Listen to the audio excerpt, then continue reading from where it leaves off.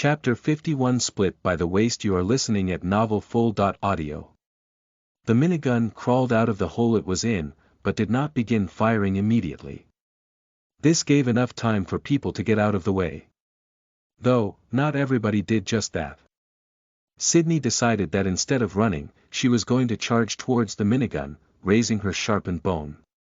Kairos couldn't help but be baffled by this sudden courage that just looked like a suicide attempt to him. Didn't she see earlier how the minigun just took down an entire building? And now, she was charging at it with just her own vulnerable body. The minigun was trembling, almost like it was in pain. It fired a shot, but because of how deformed the barrel was, the bullet just hit itself, causing some blood to start leaking out of the barrel. Seeing this, Sydney's choice of rushing in didn't seem so foolish. However, Kairos clenched his fist soon after. Don't. Just run. Sydney turned back and hesitated, but in the end, she kept going. Kairos' eyes widened tremendously as he watched what happened next. The minigun didn't seem to care anymore, making it all or nothing. It didn't hold back at all, firing as many rounds as it could. Almost immediately it began bleeding heavily. In the first moment, blood splattered out from the barrel, and in the next, it was torn off entirely, blown away by its own firepower. Now, the minigun began shooting bullets covered in its own blood. However, because the barrel was essentially removed, the bullets had next to no accuracy, shooting off in nearly every direction that was 180 degrees in front of the thing. Nonetheless, this was a minigun that had an incredibly large rate of fire. Normal miniguns could easily begin firing 100 rounds in a single second, but this one surpassed that by a wide margin. It nearly shot 300 rounds. And so, given that Sydney was standing up in front of it, she ended up taking many shots. She held the sharpened bone in front of her, but that would only block the occasional bullet. Her skin was ripped through as holes appeared one after another. They pierced through less lethal spots like her stomach and her limbs. However, they also pierced through places like her heart, her neck, and even her skull. At one point, a stray bullet pierced straight through Sydney's eye, causing it to burst into a mess of blood and other fluids. Yet, despite everything, she kept moving forward. Each time a bullet wound formed in her body, it would already begin healing at a rate visible to the naked eye. Kairos widened his eyes in bewilderment. What? He continued lying down on the ground, and even got one of the fragments of the black carapace so that he could block a stray bullet if it just so happened to come towards him. Sydney's bravery was commendable, and her will to sustain the pain of her body getting ripped apart was astonishing. However, bravery could only get a person so far. Sydney's waist got ripped in two, causing the top half of her body to collapse onto the ground, bleeding tremendously. Nicole screamed hoarsely. Mother! Yet, even when she was ripped in two, she continued to crawl forth. Both of her eyes were widened to their limits, even when one of them was in the process of regenerating.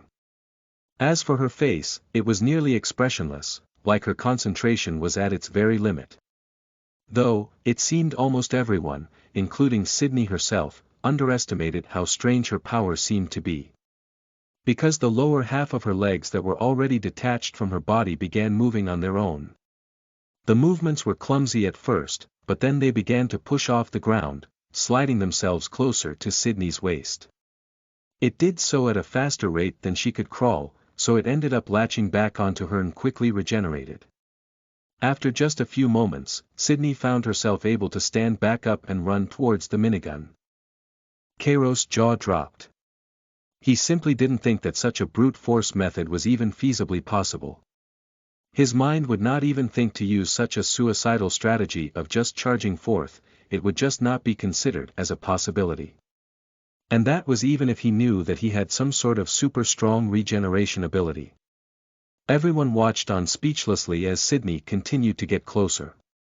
However, as she did get closer, the gunfire naturally became more concentrated on her simply because the distance was not as far. Her body was quickly ripped apart. Her legs fell off separately, as did her arms. However, the most frightening thing was that her head separated from the rest of her body, plopping down on the floor. Yet, every single body part of Sydney's continued moving, almost like she wasn't even a human. The minigun didn't seem to like this.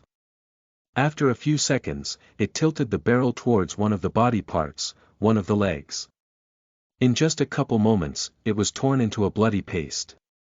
Though Sydney's regeneration power was frightening, it was not to the point that it could still save that leg. That thing was gone. If the minigun had decided to do so on Sydney's head, she might have been gone for good. However, it seemed like the minigun had a really difficult time processing things in general. Even when the leg had turned into a bloody paste, it continued shooting at it as though it still presented some sort of great threat. This gave enough time for one of Sydney's arms to wrap around the minigun and pull. That arm was able to tilt the minigun upwards, but only by so much before it began falling again. One of Sydney's legs pushed up on the bottom of the base, assisting in tilting it up further. Then, both the other arm and leg joined in, able to push the minigun up and causing it to land on its back. The minigun hadn't paused in firing, but now, it could only shoot at the ceiling. While it did rip apart the ceiling tiles of the grocery store, it was no longer able to shoot any of the people, which was the important part. Sydney's waist anxiously did a snake-like maneuver to get itself closer to her head. And after a few moments, it did land itself onto her head. The frightening regeneration did its work, and she was now a body with no limbs. At first, Sydney had sprayed blood everywhere from each part of her body, but now, the bleeding had stopped. That's not to say that Sydney was in the perfect condition right now. While her limbs were currently holding down the minigun, both of her eyes had already rolled into the back of her head. As for the limbs, though they anchored the minigun down, that didn't mean it stopped struggling. Almost like a tortoise on the back of its shell, it jiggled back and forth. There was not much success because of Sydney's limbs, but they couldn't go on forever. In fact, they were quickly losing their ability to move by the second, gradually relaxing. Kairos forced himself up onto his feet and stumbled forwards. He wasn't sure if he would make it in time. However, there was someone else who had the same intentions as him. It was his father, Sam. He had rushed forth while still covered in a lot of dust from the debris of the collapsed building. It only took him a few moments to sprint over and reach the minigun. And once he did, Sam pulled his sharpened bone to the side as a strange white light began circulating around it like a chainsaw. With an audible grunt, he slammed it into the side of the minigun and an unbearably loud grinding sound ensued, like a saw grinding into metal. It was so loud, that even the blaring gunfire from the minigun was almost getting drowned out. Sweat began to form on Sam's forehead as he continued pushing, but also tilted his head back so that he would be hit by the bullets. He was gradually cutting through the thing, but the process was slow. Even after 10 or so seconds, he had only cut a few centimeters in. It had peeled away part of the minigun, revealing a fleshy interior, but did not cause any lethal damage. Noticing that the situation was still bad, Kairos continued to run over. Sydney's limbs had held strong for quite a while, but now, they had all softened up, no longer able to move. The minigun rocked back and forth with more intensity, trying to flip itself over. Seeing this, Sam gave up on trying to cut any further, abandoning the bone altogether so he could use both hands to hold the thing down. He kept his head down as beads of sweat continued to form on his forehead. Though the situation was bad, it still seemed to be relatively under control. But of course, it took a turn for the worse. The minigun seemed quite suicidal at this point. While the sound of gunfire continued, for some reason, no more bullets came out of it. However, the sides of the minigun began to bulge dangerously. Sam narrowed his eyes as he quickly came to a conclusion. The minigun was shooting at itself, tearing a hole through its very being so that it could shoot him. Sam grit his teeth. "I need some help." Kairos began gathering all the remaining mana he could into his palm for another pulse spell.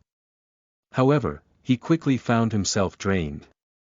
His heart immediately felt the strain as he tried to amplify its power. Unfortunately, it wasn't even close to the level of the previous pulse spell, which was unable to kill the minigun. But Kairos still saw an opportunity, the opening that his father created with the blade, peeling back its extremely tough shell and revealing the insides. If he could just get closer and cast the spell, then it would all be fine. As that thought flashed by his mind, he saw in his future vision the gunfire suddenly burst out of the minigun's side and shred his father into a bloody mess. Kairos immediately yelled, "Run!" Sam hesitated. His thought process was that he couldn't just give up on holding the minigun down, else it would begin to fire at everyone else. Then everything would be a lost cause. But that moment of hesitation was only for a split second. Sam knew from previous experience to trust the calls of his son. That was part of the reason why he even listened to Kairos' strange text to avoid the sunlight. And so, he tossed himself aside. Right afterwards, part of the minigun burst, spraying blood and bullets in the air. Sam just barely saved himself, but now the minigun was free to rock back and forth once more. Using this as an opportunity, it nearly hoisted itself up. And if it did so, then Kairos would be the one ripped apart by bullets. However, he didn't even flinch, as he saw what had happened. Sydney, while still only being a body with no limbs, sat up herself and bit down on the deformed shield plating of the minigun before holding it down. Kairos ducked down before sliding across. The side of the minigun that faced him immediately began to deform, showing the minigun's intentions. However, it was already too late. Kairos pushed his palm against the opening of the minigun and let the pulse spell loose. A fleshy exploding sound resounded. While the outside of the minigun was unharmed, blood spewed out of every orifice. Killed creature. Kill. Undeterminable variant. 0.6 points awarded. Kairos finally relaxed when he saw that message, but then quickly turned his attention to Sydney. She was about to lose consciousness. Chapter 52 Sydney's abilities. You are listening at novelfull.audio. Although they had defeated the unfairly strong minigun, Kairos and the others weren't out of trouble yet. Everyone quickly gathered around Sydney, inspecting her condition. Kairos quickly got her legs and arms, putting them in the proper places so that they could reattach once more. And thankfully, they did do so. However, the pace was much slower compared to before. Sydney's eyelids began to fall, like she was unbearably sleepy. However, Kairos felt it would be bad if she lost consciousness, so he called out, "Don't fall asleep." Sydney blinked a few times, but her eyes still didn't open up very wide. She seemed to be on the verge of falling asleep. Kairos furrowed his brows intensely as he thought of possible solutions to her condition. Then, an idea he had come up with long ago resurfaced within his mind. "Open your status panel. I will help you add points into endurance." From what he remembered from testing it a while ago, while adding points in endurance wouldn't heal the injury, it would still increase their overall constitution without increasing the injury. In video game terms, it could be seen as someone taking 10 damage out of a 100 HP health bar. Adding 100 points to the total health wouldn't change that the 10 damage existed. However, it would change the fact that what was initially 10% health missing, became 5%. Kairos raised his finger, ready to press a button. It took Sydney a second, but she did end up opening her status. Status, ID, 423632551433, rank E, objective. Survive, proof of perfection points. 0.3, strength. 4.8 agility. 4.4 endurance. 5.0 willpower. 4.6 mana capacity. 0.4 magic affinity. 0.3, BNOL.M, special abilities. Gnawing hunger, F, temperance, F, earth spell, F, hide. Kairos' eyes widened considerably when he noticed that she only had 3/10 of a point available.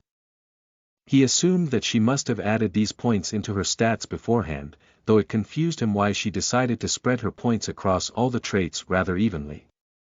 Kairos' finger decisively shot towards the plus sign next to the endurance stat. But then it froze. Points. 0.3.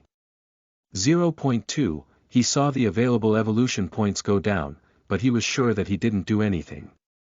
And just a moment later, Sydney's stats changed, despite nobody touching it. Mana affinity. 0.3. 0.4, Kairos narrowed his eyes and muttered. What? Though the points seemed to be automatically assigned to whatever position they wanted to be in, Kairos did not act immediately. Thoughts flashed through his mind one after another. He remembered that Sydney's stats were suspiciously low after she had slaughtered an extremely large amount of bunnies when they had been assaulted by a horde of them. In fact, just by looking at all the carcasses that littered the ground at the time, Kairos was fairly certain that Sydney had killed the most bunnies. Most of the carcasses laid out across the floor hardly had anything left of them, not even the bones. The bloody mess underneath Sydney only told a small picture, as most of the carnage had been swallowed up by her. This made Kairos think of the gnawing hunger skill. This seemed to be the source of Sydney's strange regeneration ability. It was quite clear that if an ability just gave one the ability to regenerate fully even from a near-death state, that it would be a little unfairly powerful. Kairos would expect that sort of ability to be inborn, or an ability acquired under special circumstances. Yet, from what he could tell, this seemed to be some coincidental mutation that Sydney got from the original transformation she had gotten from being exposed to a sliver of the red sun. Kairos believed that it had some sort of relation to the grief she had from the death of Harold and possibly some other special features of her constitution. All in all, there were a myriad of factors that made it too hard to determine which exactly let her gain this ability. However, all of that wasn't important. Rather, the fact that she seemed to need these points seemed more crucial. Kairos pressed his lips together as he saw the points she had available go from 0.2 to 0.1. He could still increase her endurance, but that may actually have a bad effect in Sydney's case. Seeing as she was still regenerating, Kairos took a deep breath and shook his head. Never mind, it seems that the points are being used for your healing. He narrowed his eyes as he saw Sydney's agility stat go from 4.4 to 4.5. And they aren't even wasted, as they are being put into your own stats. Although Sydney still looked really tired, her body looked relatively intact. The thick layer of dark red blood that coated her clothes was rather concerning, but there were no visible wounds. Her last point disappeared, before going into her willpower stat. Sydney parted her lips slightly. Hungry. Nicole immediately stood up and saluted. I'll go get something. As she ran off, Kairos called out after her. Get something that doesn't need much chewing. Nicole gave a thumbs up without looking behind her to acknowledge she understood. Just a couple seconds later, she returned with some canned peaches and opened them up next to her. After opening it up, she was about to pick up one of the peach slices with her hand, but quickly stopped herself once she noticed how dirty and bloody it was. Instead, she took out one of the utensils she had, picked one up and then put it into Sydney's mouth. Sydney almost immediately swallowed it, not even bothering to chew. Seeing how quickly she ate it, Nicole seemed a little concerned about choking, but decided to give her another one anyway. Once more, she swallowed it whole. Kairos furrowed his brows. I think it's better if you just dump the entire thing in. Nicole let out a soft gasp. Ah. Okay. She then put the can next to her mouth and tilted it, letting all of the peaches fall in. Sydney made a gagging sound, making everyone a little concerned, but all of the peaches traveled down nicely. Kairos looked at her intently. Do you need more? Sydney took a few deep breaths and shook her head. Though she was still speaking, Kairos' eyes suddenly snapped to the side. It was because Sydney's points had changed. Points. 0.0. 0.1, then, a moment later, it went back to 0. Sydney's skin originally had a few leftover cuts, but they quickly disappeared. Then, her strength stat increased. Sydney furrowed her brows, even blushing slightly because of embarrassment. "Ah, I feel hungry again," Kairos muttered. "You are able to gain points through eating." Sydney's eyes widened considerably. Chase raised an eyebrow. "That does seem to be the most likely case."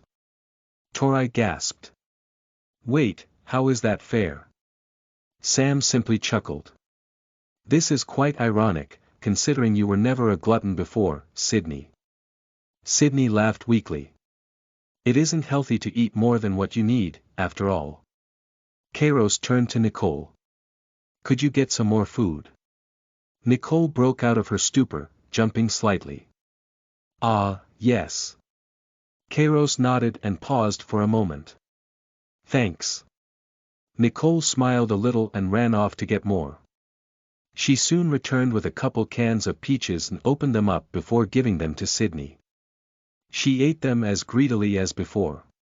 This time, it didn't increase after one can, but after another, it went up by 1/10 of a point. Soon after, that one disappeared as well as another stat was increased. Kairos sucked in a cold breath. "Sydney, do you feel like you can cast either the gnawing hunger ability or the temperance ability?" Sydney blinked a few times before shaking her head. "No, but I do feel like I can cast the earth spell." Kairos nodded with his chin in hand. "It seems like those two abilities are passive, activating on their own. My guess is that your gnawing hunger ability lets you convert food you eat into evolution points and also use those points to heal yourself. Though even when healed, you still gain stats." He furrowed his brows, thinking of all the numbers. Though he could only work with rough estimates, he could already come very close to answers with just a rough estimate in math class. It was just something that came naturally to him, letting numbers flow through his mind peacefully. Kairos took a deep breath. "As for the temperance ability, it should have something to do with abating your hunger. I think it might make you need to consume less food. As well as fewer points when using your gnawing hunger ability. Or it might be giving you more points, but regardless it is increasing the conversion ratio." He blinked a few times. "In other words, this ability perfectly complements your other one, enhancing both of them at the same time."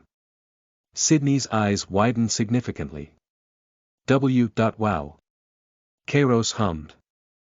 "Well, while we are still here, I guess you should eat as much as you can. Just leave a bit for us to carry along later." Sydney shakily got up to her feet and nodded. "If my abilities really work like that, then I should take advantage of that." Kairos nodded.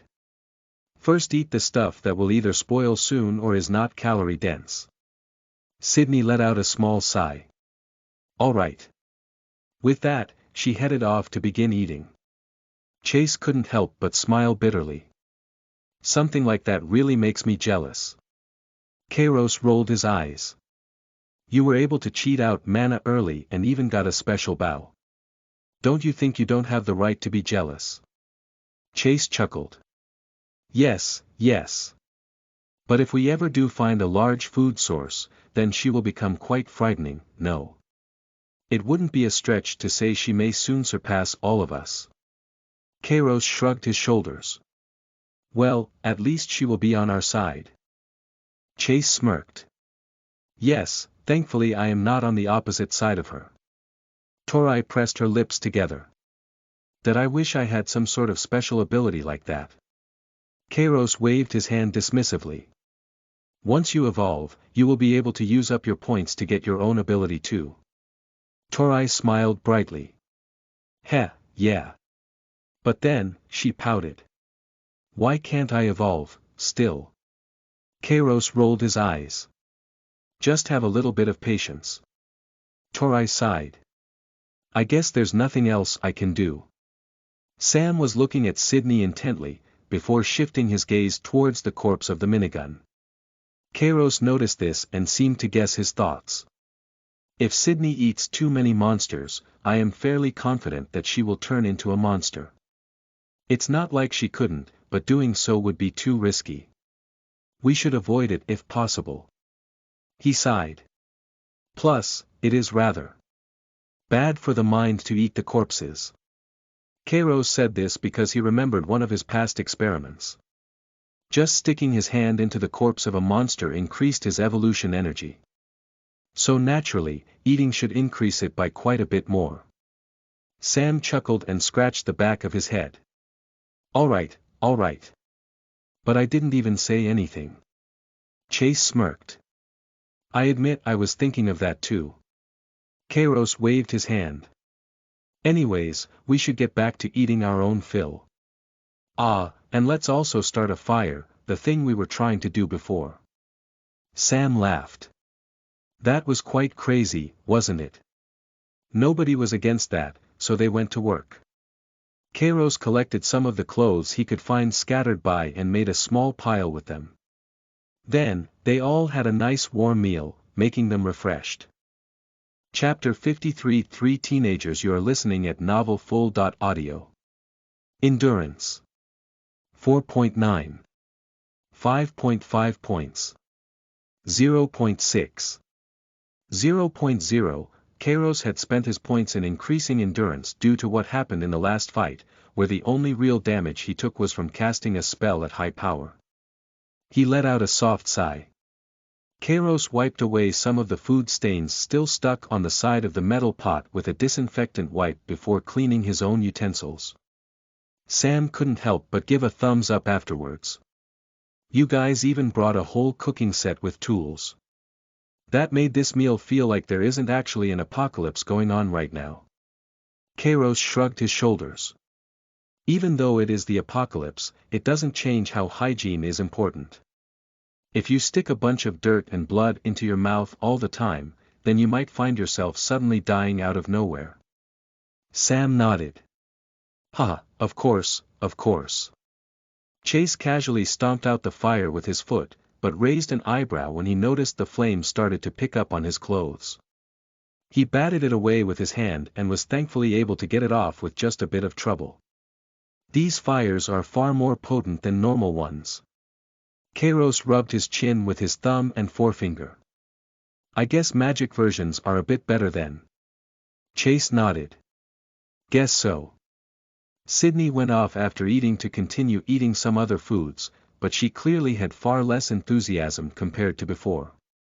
She furrowed her brows as she forcefully shoved down some rye bread. Nicole blinked a few times. Mother, are you okay? Sydney smiled softly. Yes, sweetie. I just feel quite full. Nicole put a finger on her chin. Then you should stop eating, right? Sydney looked down at her feet. But I need to do this. What if we all die because I wasn't powerful enough? Kairos sighed. Nicole's right. If you really can't eat anymore, don't force yourself.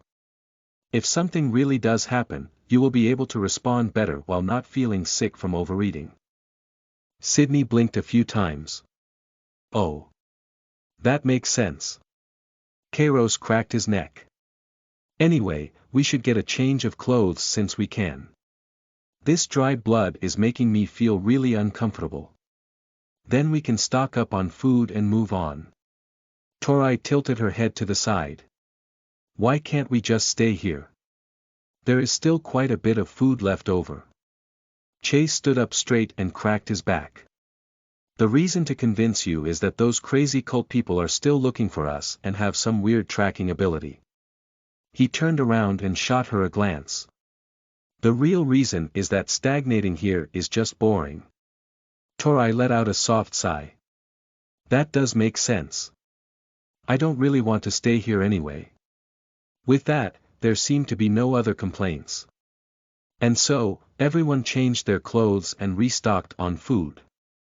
There wasn't actually that much left in the grocery store.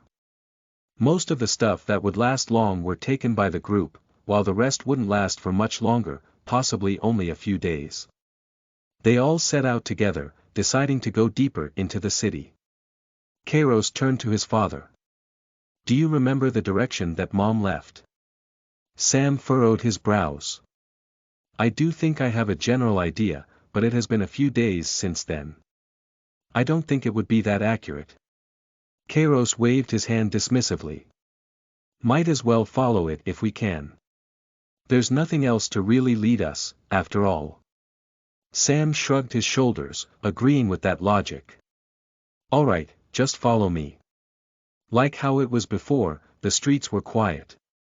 However, all of the torn corpses that littered the ground made it feel loud. Almost like they were still screaming out in pain even though they made no sound. Kairos would occasionally take a glance at these corpses, seeing how thoroughly ripped apart they were. In all honesty, it made him somewhat afraid. The more he thought about it, the crazier it seemed to him. From how battered these monsters were, they didn't even have the chance to fight back. And on top of that, so many monsters were massacred just like that, all over the entire city. More than just the devastation, Kairos couldn't help but continue to think about the implications. As in, the number of points his mother must have acquired. There must be very few things that could even challenge her at this point with how powerful she must have become. And while his father did tell him that she did not lose all of her sanity, Kairos couldn't help but still feel apprehensive. What if she did end up losing that bit of sanity? Or maybe she wouldn't remember him, thus only sparing his father. Yet, in the end, despite thinking of various bad situations, he still wanted to see his mother. If she really wasn't the same, then so be it. But if there really was part of her still left, then he wanted to reunite with her. Not because she was super powerful, but because she was his mother that cared for him. Kairos sighed. Sam turned to look at him. Something on your mind? Kairos simply shrugged his shoulders. It's the apocalypse, so being a little disgruntled is normal. Sam laughed. But that's why laughing and smiling is even more important. Kairos rolled his eyes. I guess. As they continued to go down the streets, they came across something that unsettled them. Even more so than all of the corpses spread out across the ground. It was the sound of people singing. Sam was the first to stop in his tracks, prompting everyone else to do the same. There was clear hesitation on whether or not they should move forward. The singing wasn't really anything creepy itself. It just sounded like some teenagers having a fun time with some trendy song. Yet, as normal as it was before, in the context of the apocalypse it was simply too weird. Chase narrowed his eyes. Should we go meet these people? Torai tilted her head to the side. They don't sound like bad people. I can't imagine they would be that bad if they are just singing. Kairos rubbed his chin. Since these people are so casually singing, they are either crazy, or competent enough to not take the apocalypse too seriously. In the first case, we can deal with them fairly easily, and in the second case we can probably have a civil conversation with them. Nicole hummed. That doesn't sound too bad. Maybe we can learn something from them. Everyone was more or less okay with this decision, even though they knew there was an element of risk. But that was quite natural, since everyone in the party had already become much stronger than what they were before. As they got closer, they found that it really was what it sounded like. There wasn't some special type of monster emulating the sound, but rather just three teenagers around the age of Kairos and Nicole, singing. They all had white masks that covered the top part of their faces, almost like they were at some sort of dance. Other than appearance, these masks didn't serve much purpose as most of the face was revealed anyway. Their clothes were nothing special, slightly worn down casual clothing. One of them was a guy with short, but bright white hair. It was fairly clear from the shade of white that this wasn't someone with aged hair, but dyed hair. He was twirling around a red string with a small red ball on top. And I can't see the difference between a nightmare and my life. Another was a girl with long light blue hair, tied back up into a ponytail. She had a red paddle ball in her hand that she was playing with, though the ball was rather spiky. So please, just save me from myself. 'Cause there's a side of me. The last one was a guy with hair a little longer than usual and light green hair. He seemed to be holding a red pole, but on closer inspection, one would see that it was actually a microphone stand. And no one sees it. I battle demons every day. I can't escape my mind. They were all sitting on the tops of the roofs of various restaurants, sitting across from each other. Their legs dangled carelessly, and they even kicked around at the very edge, clearly not concerned about the fact they were roughly 2 stories high. On top of that, they all had smiles, like it was the weekend and they didn't have to go to school. The 3 seemed to notice the others, but didn't really take much note of them, continuing to sing to themselves. Nicole gave a small clap and nodded to herself. You guys are really good at singing. The guy with white hair snapped his finger, which smoothly transitioned into a raised thumb and index finger pointing towards Nicole. Haha, naturally. The girl with blue hair swayed her head back and forth with a small smile.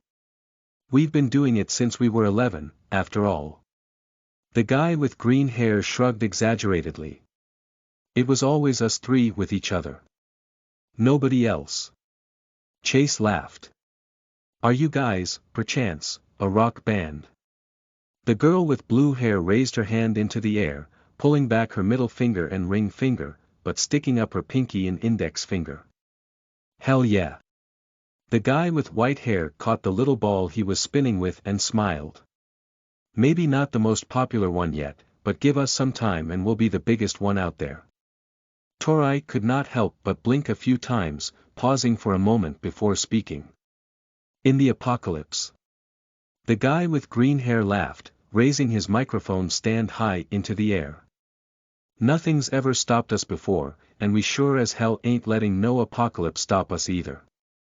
Though Kairos couldn't help but think they were stupid for having such ambitions, there was a part of him that could respect such determination. A very small part of him, but a part of him nonetheless. He adjusted his glasses. I don't want to be rude, but sound has a chance of attracting monsters. I doubt you will come across many here, but there is always that small chance. The girl with blue hair giggled. BL.net, if a monster really comes, then we will just deal with it. The guy with green hair swung his microphone stand like it was a sword. I'll just bash its skull open, and that will be that. The guy with white hair put a hand on his knee as he arched his back over. And if that doesn't work, we can always run. Sam smiled as he looked at those 3. So how do you plan to become the biggest rock band of the apocalypse? There's going to be a pretty big roadblock of exposure now that people aren't exactly on the internet and everything. The 3 of them fell silent for a few moments. The guy with white hair shrugged his shoulders. No idea what we should do, but we are sure as hell going to try. Sam rubbed his chin. Then wouldn't you have to go around to various places yourself to make your name known? The 3 of them began thinking. Kairos narrowed his eyes at that statement and turned his head towards his father. You aren't trying to bring them with us, right? Sam smirked. Nothing wrong with taking people with us, if they aren't a burden, no. The 3 teenagers looked at each other, and seemed to have come to an agreement despite not speaking any words. The white-haired guy turned to them. Sounds like one of you wants a band on your side, while the other thinks we will just be a burden. How about we show you what we can do? Chapter 54 Pow. You are listening at novelfull.audio. Kairos blinked a few times. In all honesty, he knew that logically it wouldn't be too bad to team up with some others that had some sort of skill. However, he just didn't like the personalities of those 3. He couldn't exactly put his finger on it, but he just didn't like them very much. Since it would be too much of a hassle to explain, Kairos didn't bother to. So what exactly are you proposing? The guy with white hair jumped off the building. He then landed with a soft tap, bending his knees ever so slightly. We can just have a friendly fight. If you get hit twice, you sit out. How about that? Sam shrugged his shoulders. That sounds pretty reasonable. Both the girl with blue hair and the guy with green hair jumped off too, landing behind him. Kairos blinked a few times. All of us against you. If a person is out after getting hit 2 times, that wouldn't be the fairest, would it? The guy with white hair smirked. Ha! How about we try it and see how unfair this is exactly? Chase smirked. Honestly, I think I have the disadvantage here, I usually kill on the first hit. The guy with green hair shrugged his shoulders. If you can kill on the first hit, then just do it. Chase sighed. Well, if it's just a friendly match, then there is no need to use my weapon. I'll just go bare-handed. The girl with blue hair giggled. So it's more or less fair then. It seems nobody has any issues.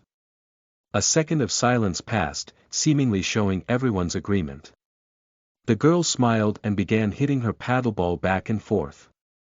Well, what are we waiting for? The guy with green hair held onto his microphone stand close to himself and kept the microphone close to his mouth, almost like he was getting prepared to sing. As for the guy with white hair, he began twirling the red ball attached to a string once more and walked forth. They were in no rush, and neither was Kairos. He thought about taking off his glasses, but figured there was no reason to take this too seriously. However, his eyebrow couldn't help but twitch the next moment. The guy with green hair yelled into the microphone, which was amplified by the device. Let's rock. Everyone on their side couldn't help but feel a little dizzy from the excessive volume. And it was that moment that was taken advantage of. The girl with blue hair hit the spiked ball with her paddle hard, and the string that attached the ball to the paddle ended up extending far beyond its original length. It snaked right towards Chase's forehead. It almost hit him, but at the very last moment, his head snapped to the side, letting it pass by him. The ball almost immediately retracted, going back towards Chase. Despite not seeing it, he seemed to have somehow predicted it and ducked down, avoiding it once more. On the other hand, the guy with white hair whipped with his arm, letting the red ball attached to the string fly out towards Sydney. She averted her head before it came, but the red ball didn't seem to follow normal physics, suddenly shifting its direction while in mid-air. The ball tapped Sydney on the forehead as she didn't expect this. Ah! The guy with white hair smirked. 1.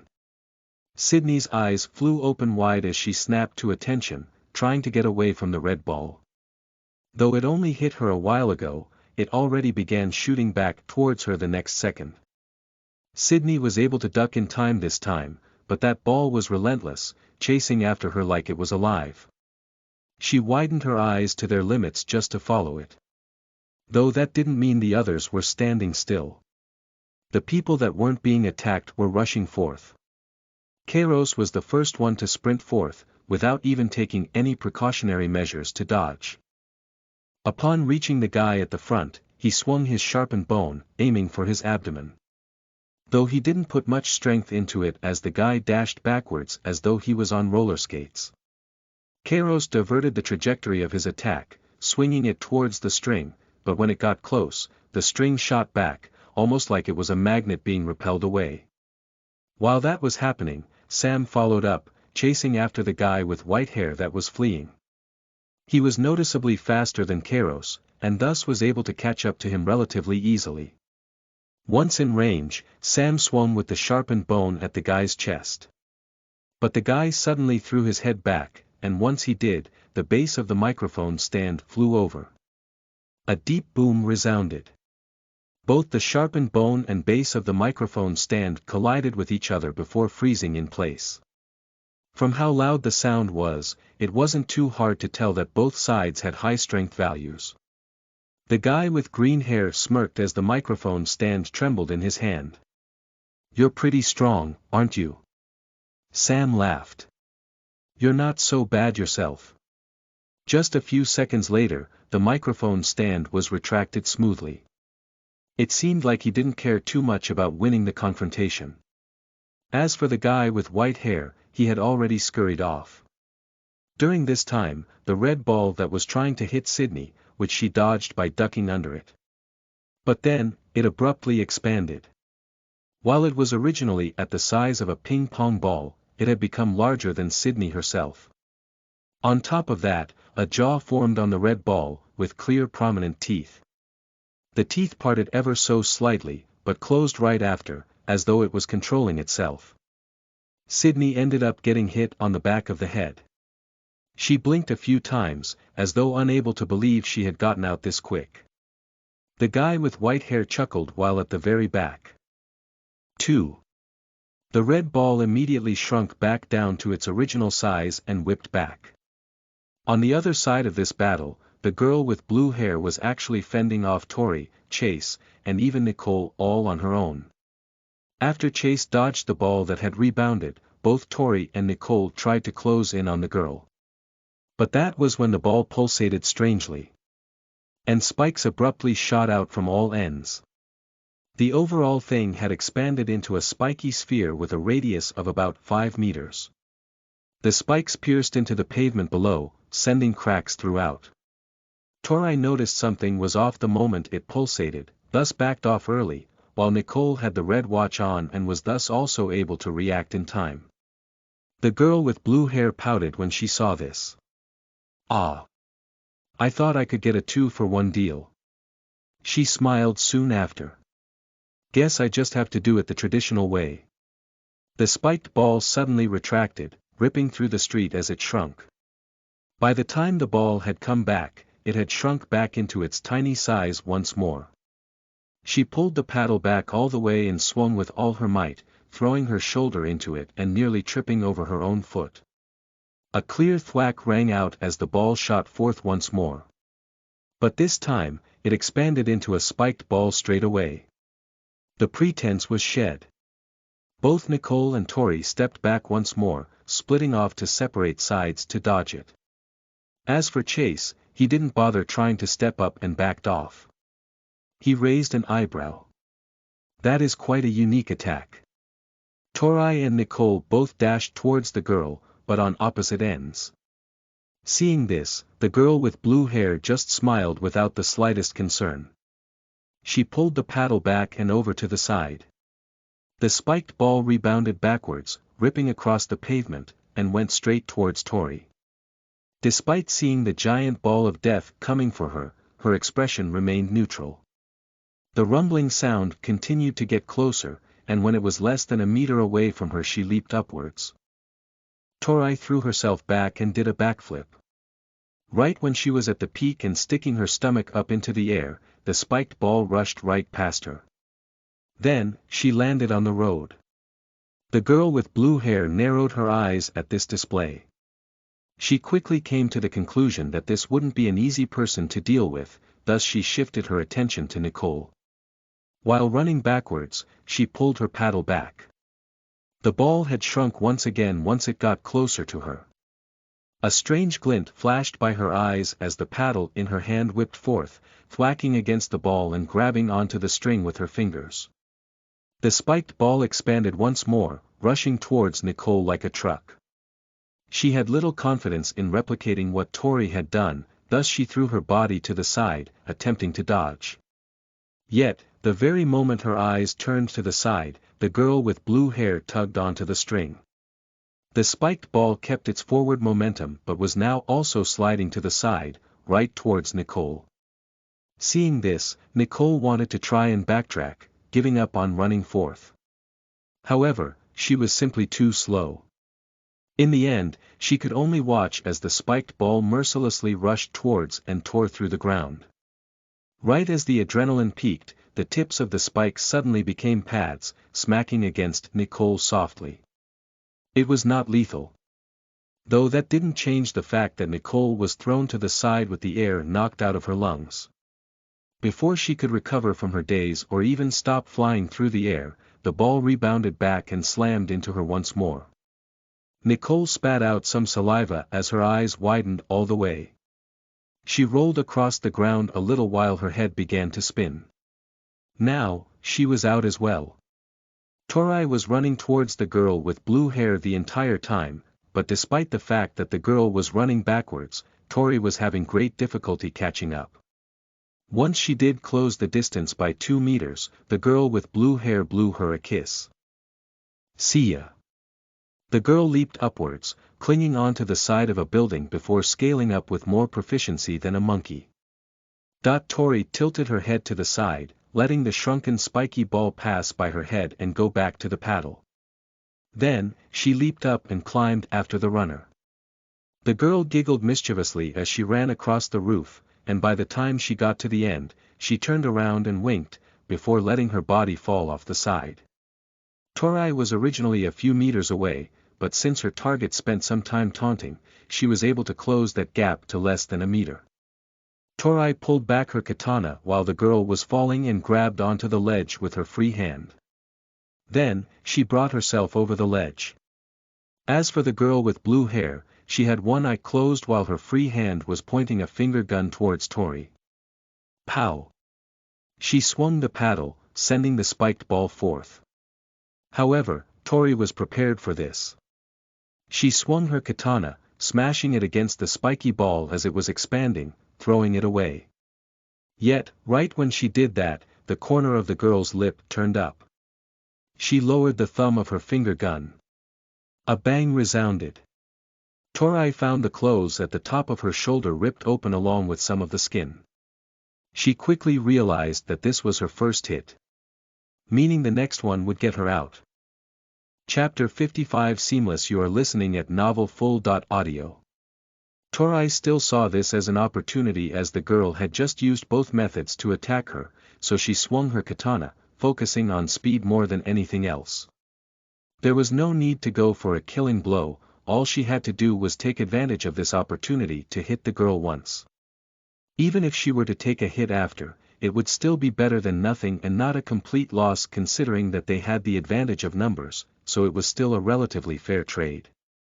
Unfortunately, before her katana even made it halfway, the paddle in the girl's hand whipped forth and slammed against the side of her face. The girl was simply much faster than Tori, giving her no chance. Somewhere along the way, Tori had forgotten that the girl didn't have to only use the ball attached to the paddle to attack and that the paddle itself could actually be used. Her last thought as she was blown to the side, was that she was still too weak.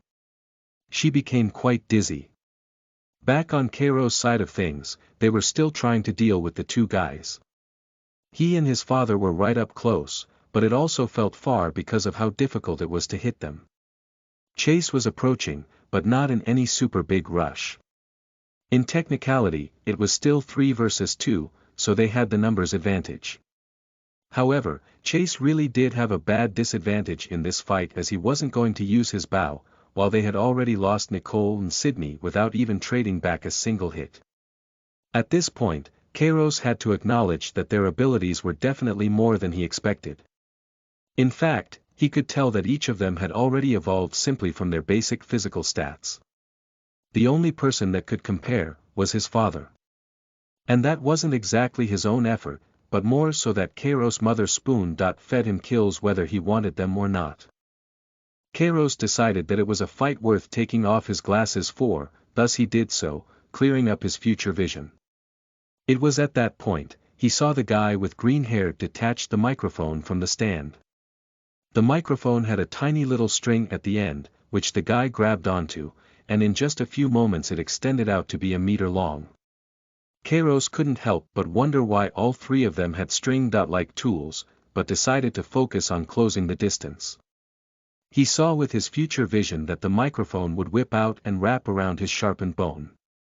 Then, the microphone would morph into some sort of latch that would bind it in place.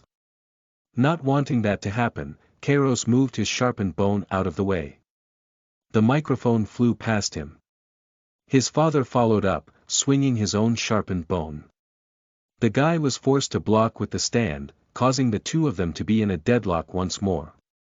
However, because Sam was using both hands while the guy was now using one hand, Sam was slowly gaining the advantage.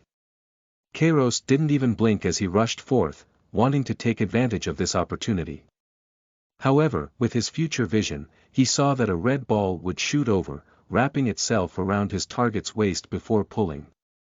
Kairos saw himself missing with the sharpened bone, thus decisively chose another option. He began casting the fire spell, but injecting the bare minimum mana required. Once the red ball shot over, wrapping the string around the guy's waist, a tiny fireball had formed on Kairos' finger. Then, he let it loose.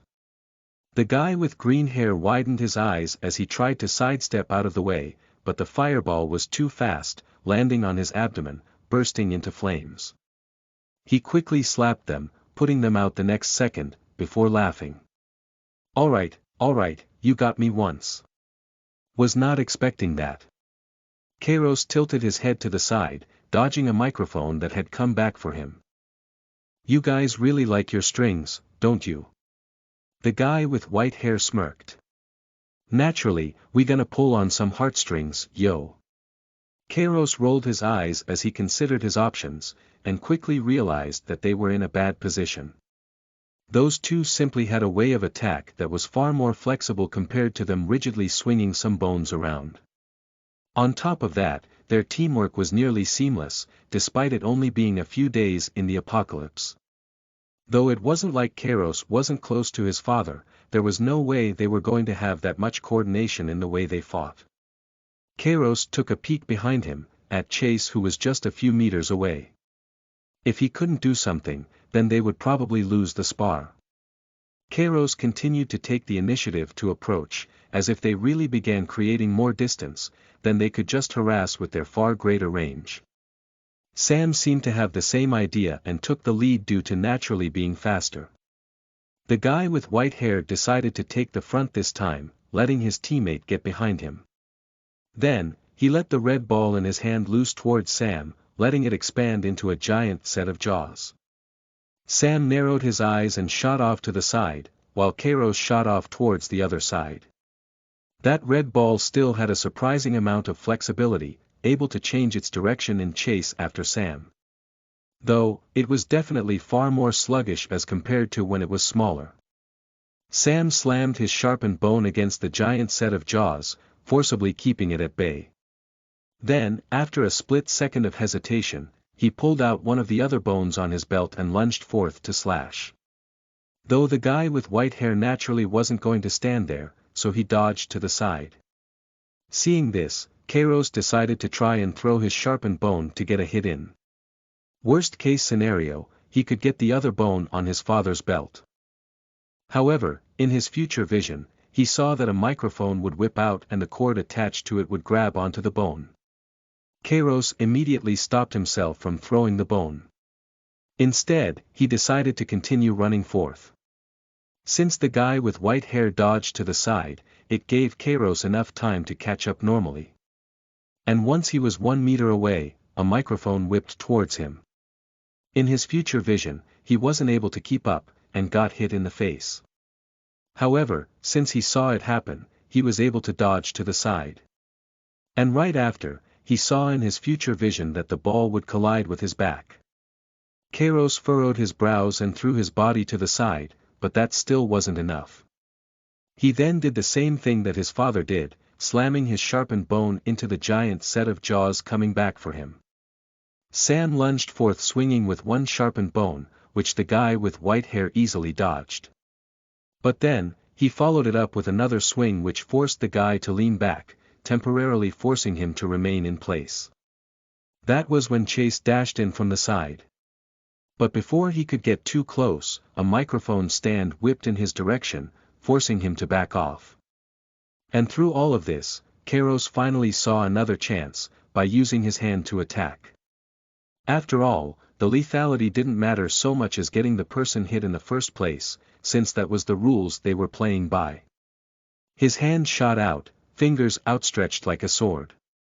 The guy with white hair immediately recognized his intentions, thus he tugged on the string with both hands, causing it to bend in a strange way.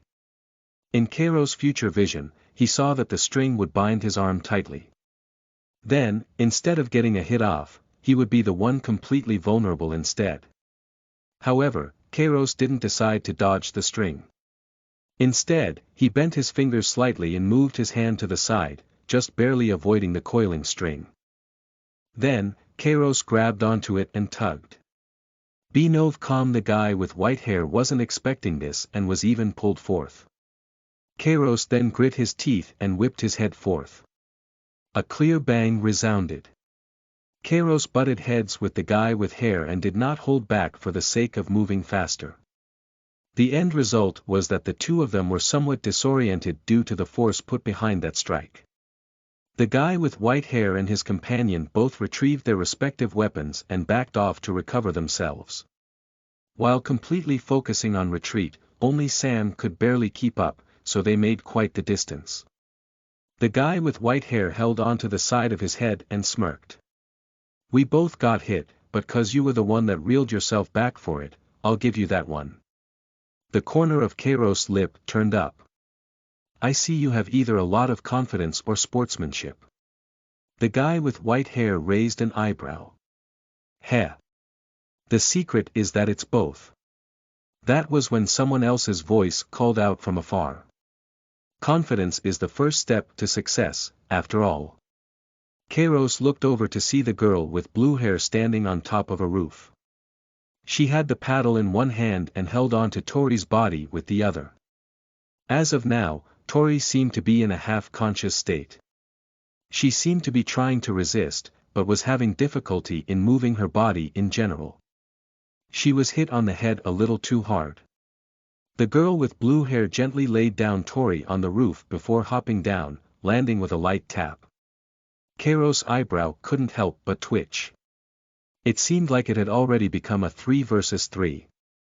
Though Kairos somewhat expected the others to fall, he didn't think it would be this easy. Their advantage of numbers was already lost.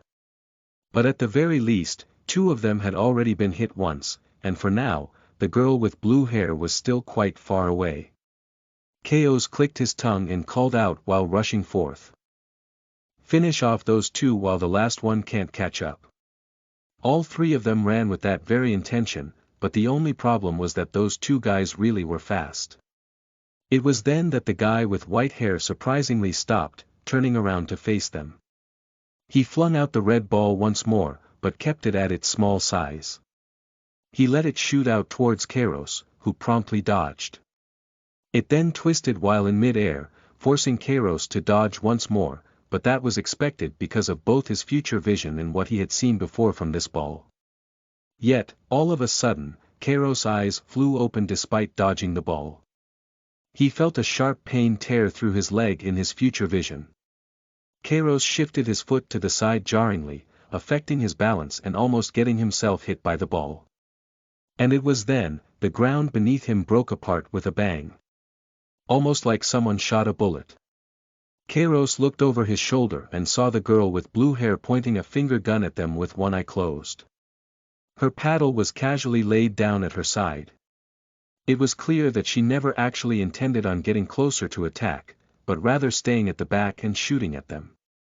Kairos quickly realized that this fight was actually going to be even harder than he expected. Chapter 56 Hit once you are listening at novelfull.audio. Dodge the person shooting at us.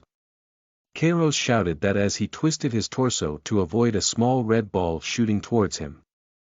Because of all the dodging he had to do, he was naturally unable to close the distance. On the other hand, both Sam and Chase were now next to them. Sam started it off, swinging with one of his sharpened bones towards the guy with white hair.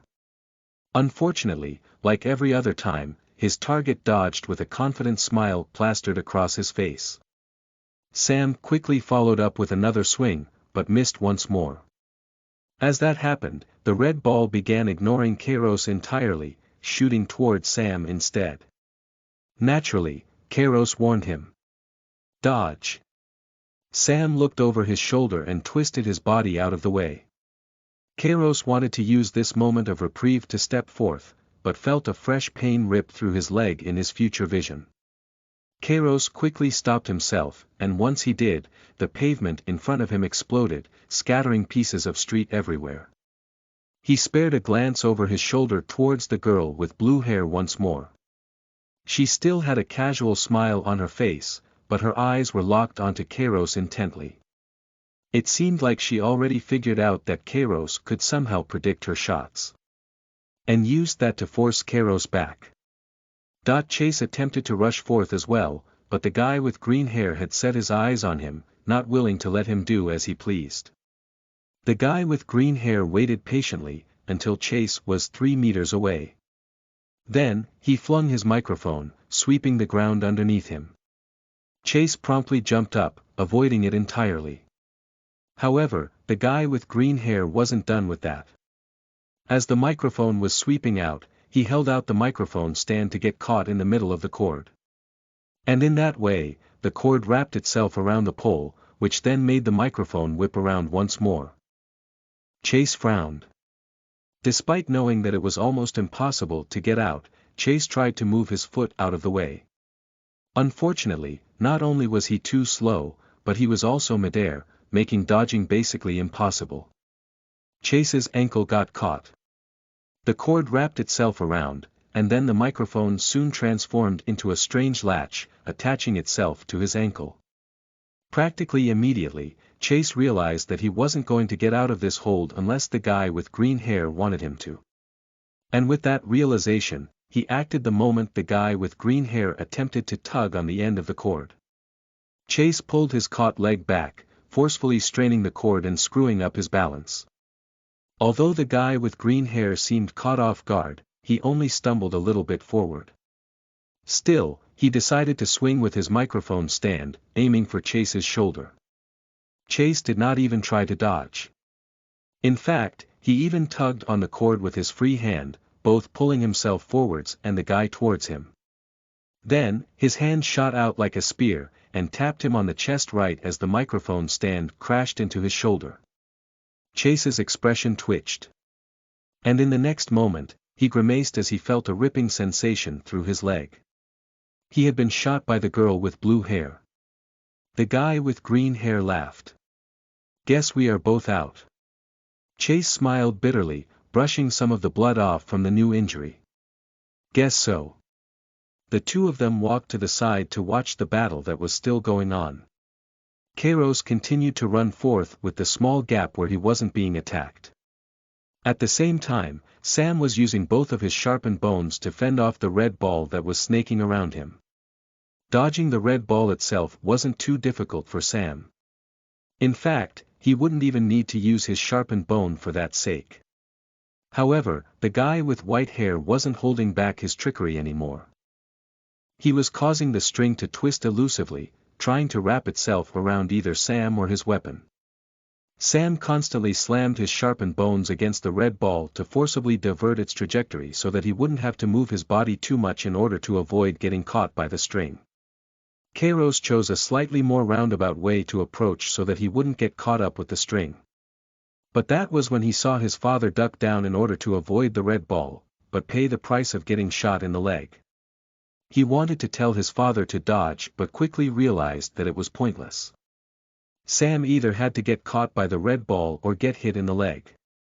Either way, that essentially guaranteed that he would get hit.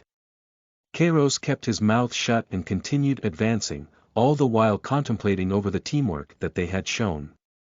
Though their attacks weren't the most flashy, like his max power pulse spell, they were very reliable because of how they worked together.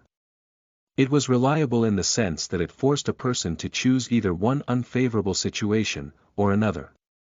Though there may have been one that wasn't as bad as the other, it still meant that the person wasn't getting off scot-free. Sam grunted as his leg was torn open by the girl's bullet. At the same time, Kairos had reached the guy's side and swung with his sharpened bone. The string distorted to stop his attack, but Kairos saw how it would distort, and snaked his way past. The guy with white hair raised an eyebrow as he shot backwards, dodging his attack. At that point, Sam let the string wrap around one of his sharpened bones. Then, he let out a grunt as he threw his sharpened bone towards the guy. The guy with white hair was already a little off balance from doing a hasty dodge, and grit his teeth in order to forcibly shove his body to the side, just barely dodging the bone. But that was when the corner of Sam's lip turned up.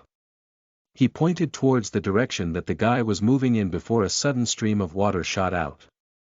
It was rather thin, perhaps not even 5 centimeters wide, but it shot with decent speed and hit the guy with white hair right in the chest, whose eyebrows both shot up from shock. Though at the same time, another invisible and silent bullet ripped through Sam's leg. Both the guy with white hair and Sam were out. Noticing this, Kairos immediately looked behind him, towards the girl with blue hair.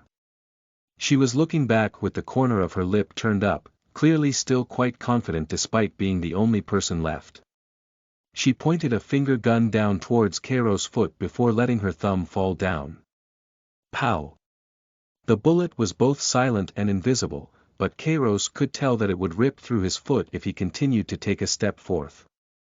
And so, he stepped to the side, avoiding it. Kairos couldn't help but think that this ability was quite unfair. If it wasn't for the fact he had the ability to see the future, his own unfair ability, he would be helpless. But thankfully, the girl with blue hair wouldn't be able to hit him unless he was negligent. She had tried to predict his dodge by shooting towards the side. However, whenever that happened, Kairos would just continue forth without dodging. The girl quickly realized that Kairos really could tell where exactly the bullets were going to hit. She decided to continue shooting anyway for fun, but didn't run away. After all, the only way this fight would be decided is when the two of them began fighting within close quarters. And so Kairos continued to dash forth with the steady beat of his feet slamming against the pavement. He would occasionally dash to the left or right, avoiding the miniature explosion at his feet. His shirt flapped wildly in the wind, while his face was expressionless as ever. Kairos' dead eyes stared right into the girl's cocky eyes. It did not take long for the distance between the two of them to get closer. And now, Kairos was only about 20 meters away. It was at that time the girl pulled her paddle back before whipping it forth, causing the spiked ball to shoot forth. Kairos watched as it expanded to a diameter of 5 meters and ripped through the ground in his future vision. He threw himself to the side and twisted his body, letting it brush right past him. At the same time, he felt a strong pain rip through his leg once more. Kairos bent his knees slightly before straightening them out, causing both his feet to slide backwards. It almost seemed like he was trying to dance. Then, pavement flew up into the air from the spot where he just was. Kairos continued to close the distance, but also took note of the loud ripping sound coming from behind him. He went forth while the girl closed one eye, aiming at his leg. Then, she let her thumb fall. Kairos suddenly felt a ripping pain in his leg, thus he moved it to the side. However, because he did that, he killed his momentum and could no longer dodge the rampaging spiked ball behind him. His mind quickly whirred as he suddenly thought of something ambitious. He looked behind him, but only in his future vision. Then with that knowledge, he swung behind him with the sharpened bone. With a clack, it hit the end of one of the many spikes on the ball, pushing both Kairos forth and keeping it at bay. Considering both the spike and the sharpened bone were both very thin, the margin of error was almost next to none. In other words, had Kairos even been slightly off, it would have missed, he would have swung the sharpened bone for no reason. In reality, it looked like he had kept his eyes on the girl the entire time, but swung his sharpened bone back, hitting the spike magically. Almost like he was a psychic. The girl with blue hair raised an eyebrow for the first time and began backpedaling. Originally, Kairos would have been slower than the girl, but with the help of pushing on the spiked ball, he was able to steadily close the distance. The girl seemed to notice as she tugged on the string, causing the spiked ball to slide to the side, causing Kairos' sharpened bone to disconnect. Kairos naturally expected this, thus pulled back at the right moment.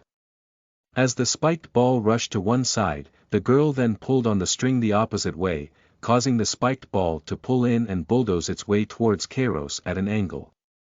And as that happened, she pointed another finger gun at him. Kairos could immediately tell that the situation he was in wasn't the best.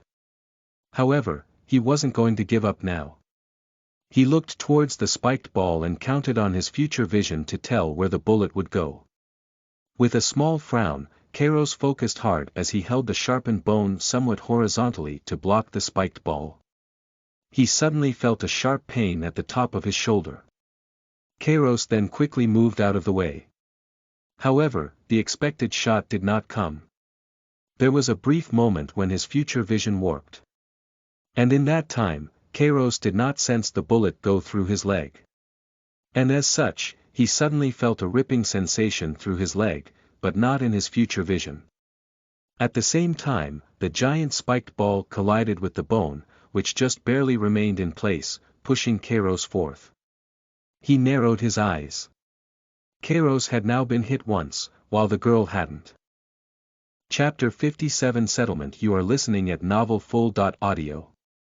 Kairos' future vision wasn't the most perfect ability, as strong as it was. Whenever Kairos decided to do something different based on something he saw in the future, there was a split second where his future vision would warp to shift to the new version. And that split second was something like a blind spot for him. That was why he wasn't able to notice that he had been shot through the leg before it already happened. Though he was able to feel the aching that came from after the injury, it was hard to distinguish it since his body was already aching from straining it to move all this time. The girl with blue hair's eyebrow jumped ever so slightly, like she was surprised that she was actually able to get a hit off. With this, she was encouraged to continue shooting, and so that's exactly what she did. Kairos rushed closer towards the girl, using the momentum of the spiked ball to make him go faster. At the same time, the girl once again pointed a finger gun right at his legs. This time, Kairos was not going to make the same mistake. He suddenly felt a pain rip through his leg, so naturally he moved it. Right when he did that, Kairos saw that the girl actually shifted the trajectory of her finger gun, predicting where he would go. And so, while his future vision was warping, he tensed up his leg and made it twitch back. A bang resounded right next to his foot. A few fragments of scattered pavement grazed against his skin, but didn't do much else. Kairos lunged forth after she had shot, reaching out with his hand. The girl with blue hair leaned back, just barely getting out of reach. But that was when Kairos injected the bare minimum amount of mana to cast the pulse spell. It was released almost immediately. A clear thump resounded. The girl was struck in the abdomen. Although the damage caused was next to none, it still counted as a hit. Now, they were on even terms. The girl clicked her tongue as she gave up on shooting any more bullets. Instead, she began pulling on the string that connected the paddle and the spiked ball. The spikes ended up grinding against the bone Kairos was holding. He clenched his fists until his knuckles turned white just so that he could keep holding it properly. At the same time, he gathered mana to create another pulse spell, and let it loose. The girl with blue hair tensed up as she went to the side, trying to dodge. However, Kairos had already seen that happen, thus was able to release the pulse spell promptly. Then, it whipped out, before doing nothing. The girl with blue hair was caught off guard, seemingly thinking that she had lost. However, it only lasted a second before she continued to run away. Kairos clicked his tongue. He thought that maybe the spell had hit, but he just couldn't tell. Though from how the girl looked, that probably wasn't the case. This was because while the pulse spell was strong and quick to cast, it had very little range. Especially so when not charged up. Compared to the fireball spell, the difference was obvious. The girl was not willing to relent knowing that she still wasn't out. She continued to pull the string, causing the spiked ball to shift to one side once more. Then, she reversed her pull, causing the spiked ball to tear through the pavement and rush back to Kairos. At the same time, she raised another finger gun, pointing it towards his legs. Kairos narrowed his eyes. He needed to look at the spiked ball if he wanted to defend against it, but he also had to look straight to tell where exactly the girl was shooting.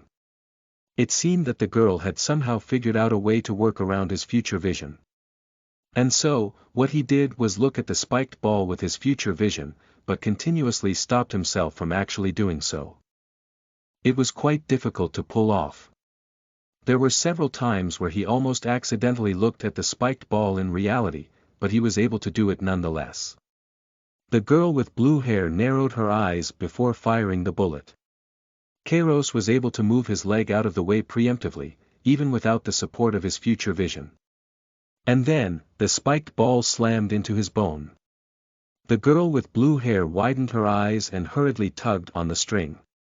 However, Kairos wasn't going to give this opportunity up.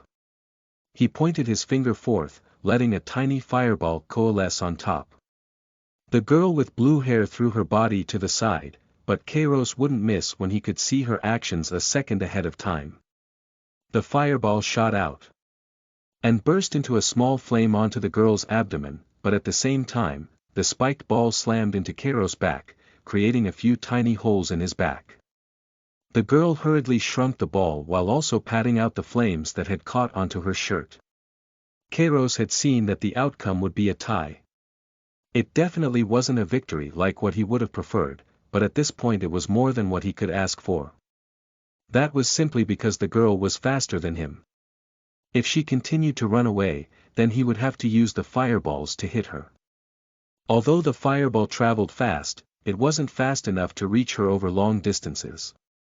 The only reason he somewhat kept up was that he strained his arm to push against the spiked ball that nearly killed him. Kairos sighed. Well played. The girl with blue hair continued to pat out the flames. Yeah, you too, hot. Hot, hot.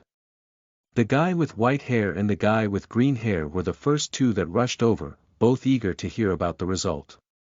The guy with green hair spoke up. Did we win? The girl with blue hair shook her head.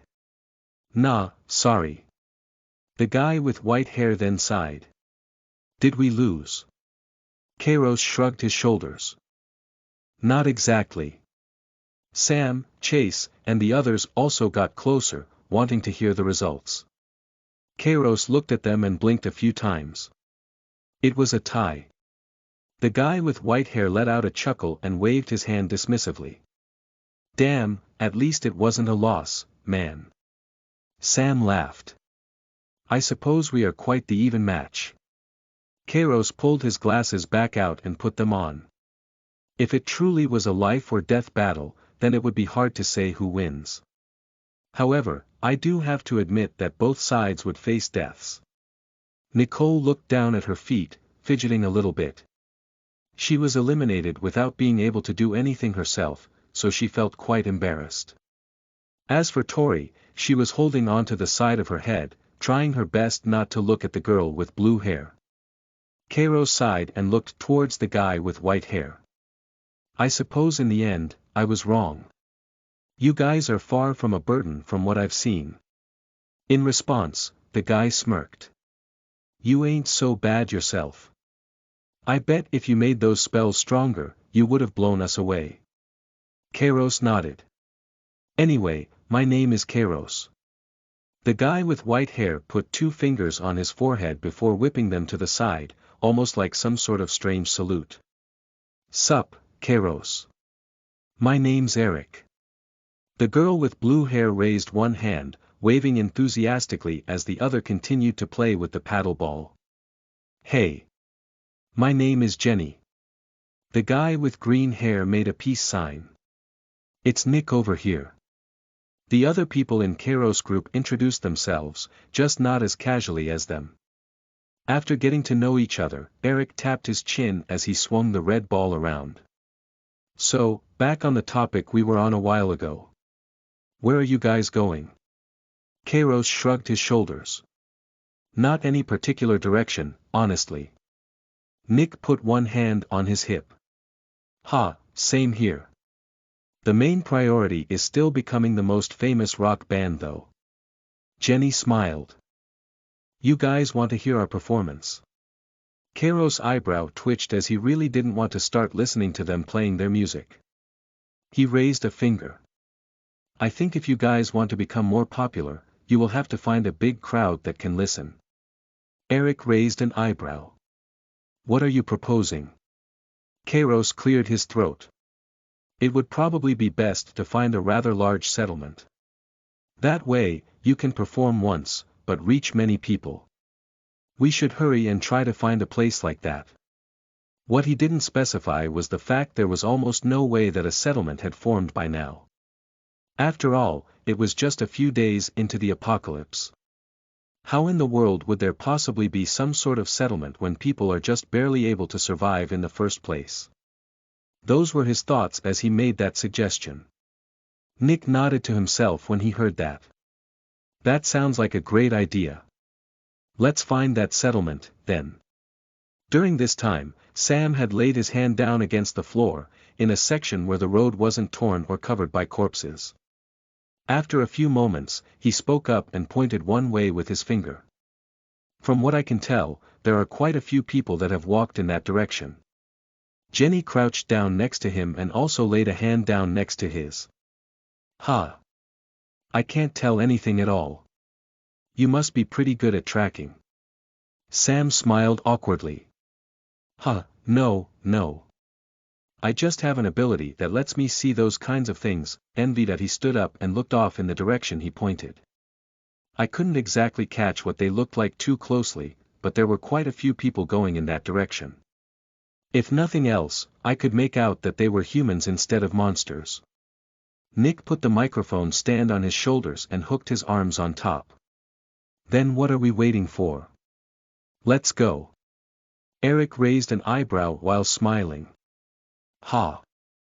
I can already see the crowd cheering for us. While Sam was taking the lead, the group walked on ahead. The three that had joined the group walked in a line, spread a few meters apart. Honestly, Kairos was expecting them to remain bunched up with each other. Even if it wasn't for the sake of safety, he still expected people close to each other to separate themselves from the others. After all, that was what he had seen.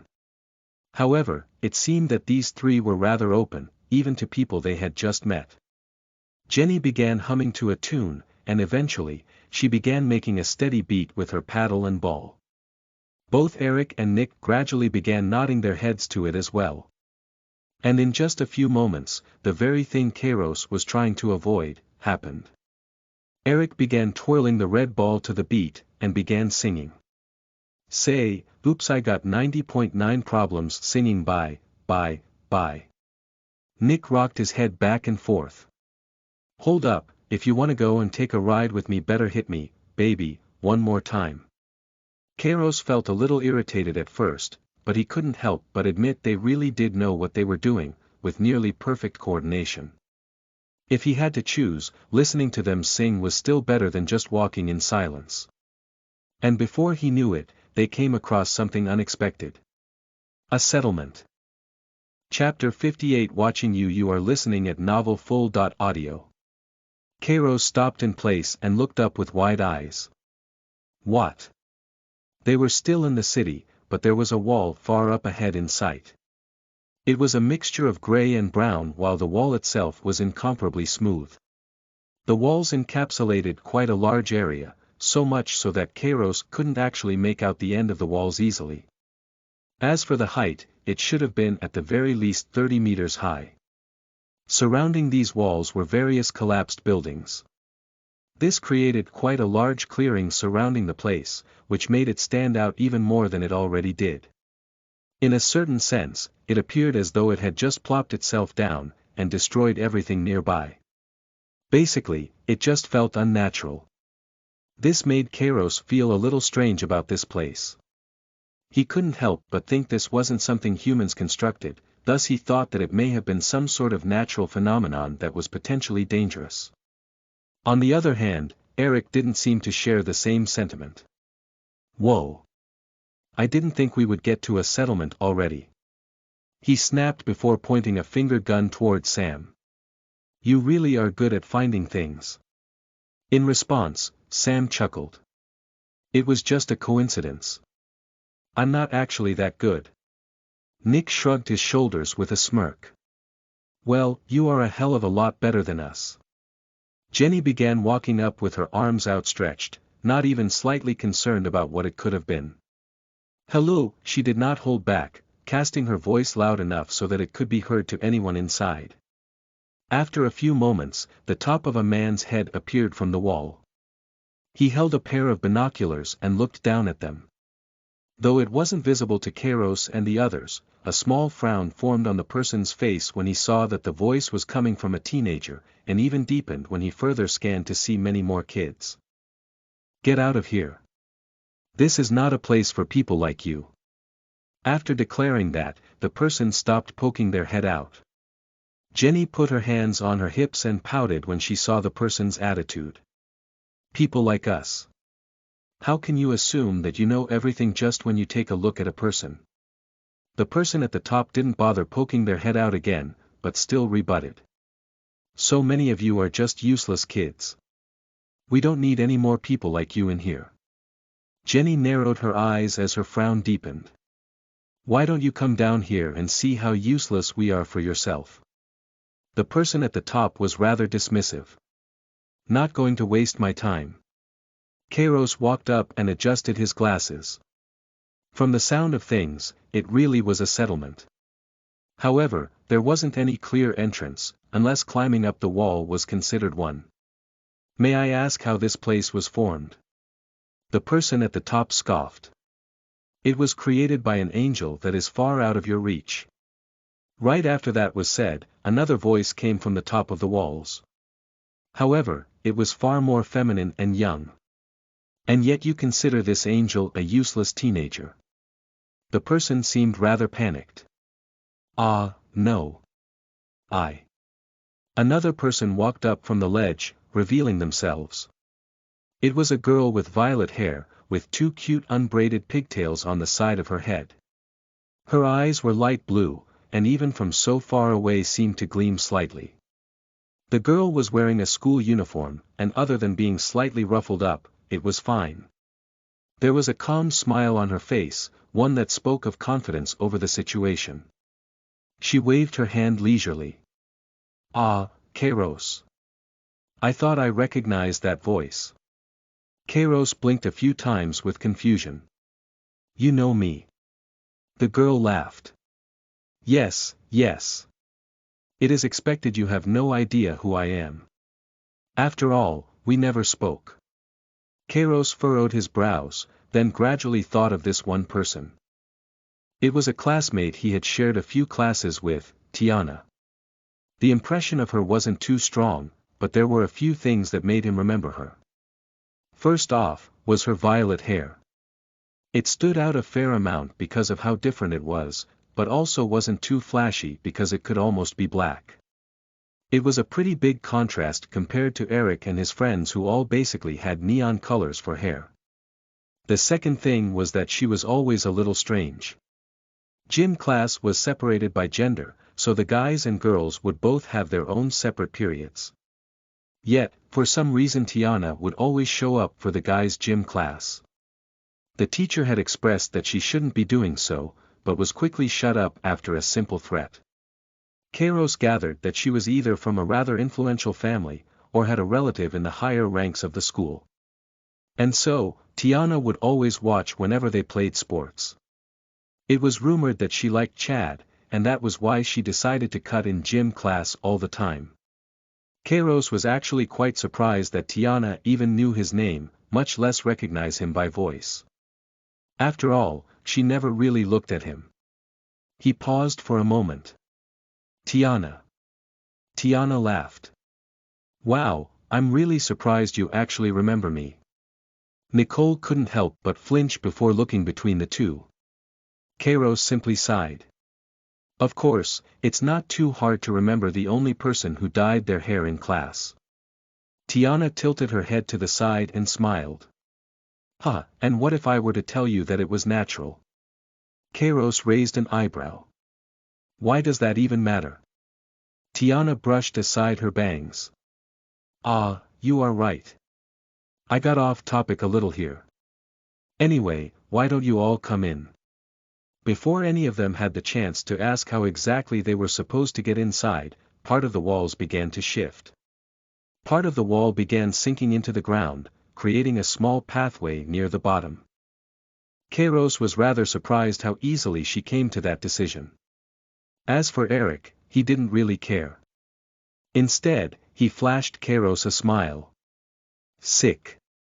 You know the people of this place. What other connections do you have? The man at the top of the wall seemed rather concerned as well. Wait. We can't take any more baggage in. Tiana turned to the man and raised an eyebrow. Are you questioning my decision? The man seemed rather afraid, but was still insistent. There are too many burdens on us already. We should minimize them if we want those that matter to survive. A strange smile formed on Tiana's lips. You're right, we should discard the burdens. The man sounded a bit relieved. Thank you for under. Yet, before he could finish his sentence, Tiana had grabbed onto his shoulder. Then, she picked him up by one hand and cast him over the edge, almost like he really was just a piece of trash. For the first second, the man didn't seem to process what happened. But right afterwards. Kairos and most of the others looked above with incredulity. The only person that acted differently was Chase, whose smile deepened slightly as he held onto his chin with his hand. Jenny was originally leisurely walking towards the small pathway, but frowned when she saw the man falling from the sky. She immediately pulled back her paddle before slamming on the spiked ball hard. As it traveled, it quickly expanded to a diameter of 5 meters. The man saw this as he was going down, but to him, it didn't seem like good news, only making him scream even louder. Wah! However, before he was skewered by those spikes, the ends had become soft pads, which caught onto the man. From there, the ball began falling down at a relatively fast speed, but one that was still safe. The man grit his teeth until eventually hitting the floor, bouncing up a little from the ball. He rolled down onto the ground while clutching his chest, seemingly trying to calm his beating heart. His breaths were heavy, while sweat began pouring down from his brows. The man was in camouflage clothing along with an assault rifle strapped onto his back, indicating that he was probably from the military. After shaking his head, he slowly got up to his feet, albeit trembling. He noticed pretty easily that it was Jenny that saved him and bowed to her. Thank you for saving my life. Jenny rolled her eyes. Not so useless now, huh? The man hurriedly shook his head. No, no. Jenny then lost interest, instead opting to look up towards Tiana with a frown. Hey, you can't just throw people off buildings. That's rude. Tiana looked down silently for a few moments before sighing. If people aren't punished, then they will only get more out of hand. Nick pointed a finger at her accusingly. Yo, even if you want to punish someone, it doesn't have to be killing them. Tiana took a deep breath. Whatever. The man couldn't bring himself to look up at her, and simply began shivering without knowing what to do. Tiana clicked her tongue. Hey, useless. Since these guys want to give you a second chance, you got yourself one. But next time, I won't give you another chance no matter who vouches for you. The man looked up and blinked nervously before pointing at himself. Me. Tiana smirked. Yeah, you. Isn't useless a perfect name for you? You use it so much after all. From now on your name will be useless. The man's face twitched.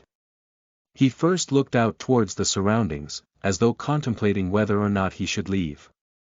But he almost immediately gave up on that notion, bowing towards Tiana. Okay, useless, thanks the angel for her benevolence. Kairos decided to tune out that conversation. As for Sam, he was frowning deeply. I'm not sure if we want anything to do with someone willing to cast aside a human life so easily. Jenny walked forth, taking exaggerated steps. I don't care about all that, I'm going up there to give that girl an earful. Eric shrugged his shoulders as he walked up, twirling the red ball. I'm up for that. That Tiana girl needs to know that's really uncool, yo. With that, Eric, Nick, and Jenny began walking in through the pathway, while the man from before kept his head down and hurriedly followed after. Kairos turned to the others that were still in place. We can at least check the place out, right? Nicole pressed her lips together as conflicting emotions arose within her. But to Cairo's surprise, she seemed to have come to a decision. Yeah, we should. She began walking forth, prompting Kairos to follow. Sam sighed and shook his head, but still followed as well. In the end, the group walked through that small pathway. Kairos noted that the length was about 5 meters. In other words, the walls were 5 meters thick, which definitely wasn't anything to scoff at. And once they did walk past, they were greeted with a rather giant space. At the center, there were still a few tall residential buildings, but all around them was large amounts of overturned earth. There were currently numerous people of all kinds working on that earth, tilling it with things like metal poles, baseball bats, or wrenches. Nicole's eyes widened in excitement. Wow! From the corner, Tiana peeked her head out, already down from the wall that was 30 meters high. Hey! Jenny was about to speak, but Kairos did first. Why did you let us in? Tiana giggled with her hand over her mouth. You see, I have been watching you for a while. Chapter 59 Secret of Manners. You are listening at novelfull.audio. Kairos couldn't help but furrow his brows. You were watching me. Looking at her closer, Tiana had a life-sized butterfly pin in her hair. She tilted her head to the side and smiled. Why do you think I would always go to your gym classes? She put one hand on her cheek along with a knowing smile. I was there to watch you. Kairos couldn't help but feel confused. Huh? Why me? He was never the star player or even that athletic for that matter. It was frankly rare to find him even truly participating, as nobody would ever pass to him. The only thing he would do was occasionally catch the ball before tossing it to the nearest person. And as for the times where he had to participate because of the nature of the event, he would hardly ever do a good job, though that was on purpose. That was why he could hardly fathom why Tiana could even want to watch him. After all, there was practically nothing to watch. However, Tiana smiled almost like there was poison coating her lips. I can see that you are always thinking ahead. No matter what, your eyes would never be on the ball itself, but where the ball would be. Somehow you always seem to be able to calculate the results of something a second before it actually happened. Kairos' eyebrow twitched violently. He honestly had no conscious awareness that he was doing that. Though now that he thought about it, that was something he did all the time. After all, why would he look at the ball directly when he had already seen where it had gone? The only interesting thing to look at would be to see the new result, rather than the old, and it seemed someone somehow picked up on that. Kairos pushed his glasses up as he made a mental note to be wary of that from now on. I'm pretty sure you are mistaken. Even if I have some basic sort of calculating ability, it isn't something that someone else couldn't have. Tiana giggled. Oh, but it extends even further than that. Even when you are just walking around, it's as though you can tell whenever anything happens, whether it's avoiding bird poop that falls from the sky, or avoiding a car that drove a little too recklessly. Kairos opened his mouth, and found himself at a loss for a moment. How did she even know all of that?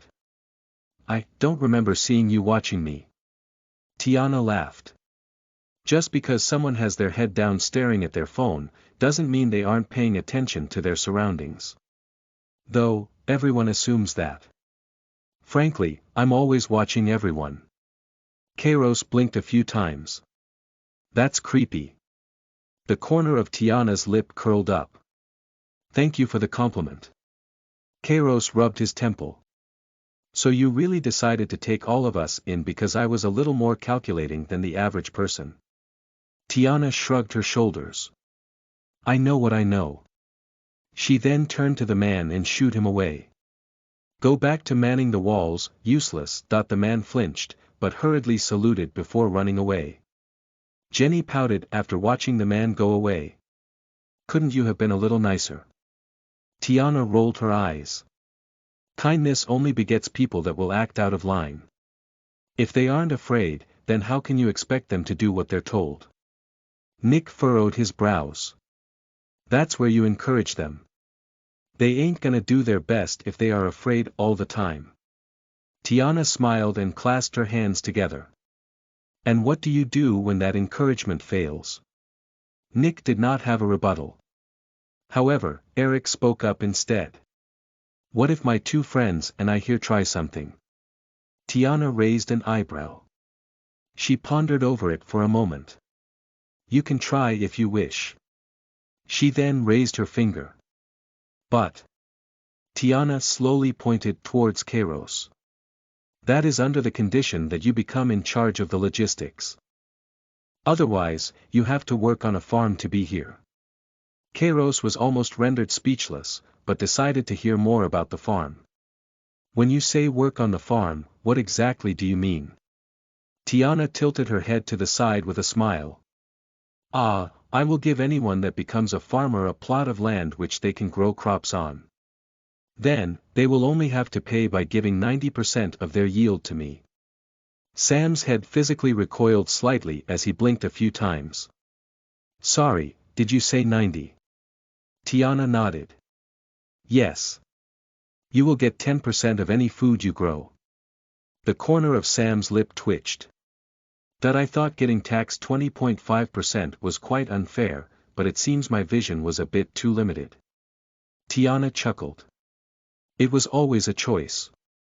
All of these people understood the terms and did not have to choose to agree. They decided completely out of their own free will. Chase smiled. I suppose when you know there will always be someone that agrees, you don't have to care too much about creating lenient conditions.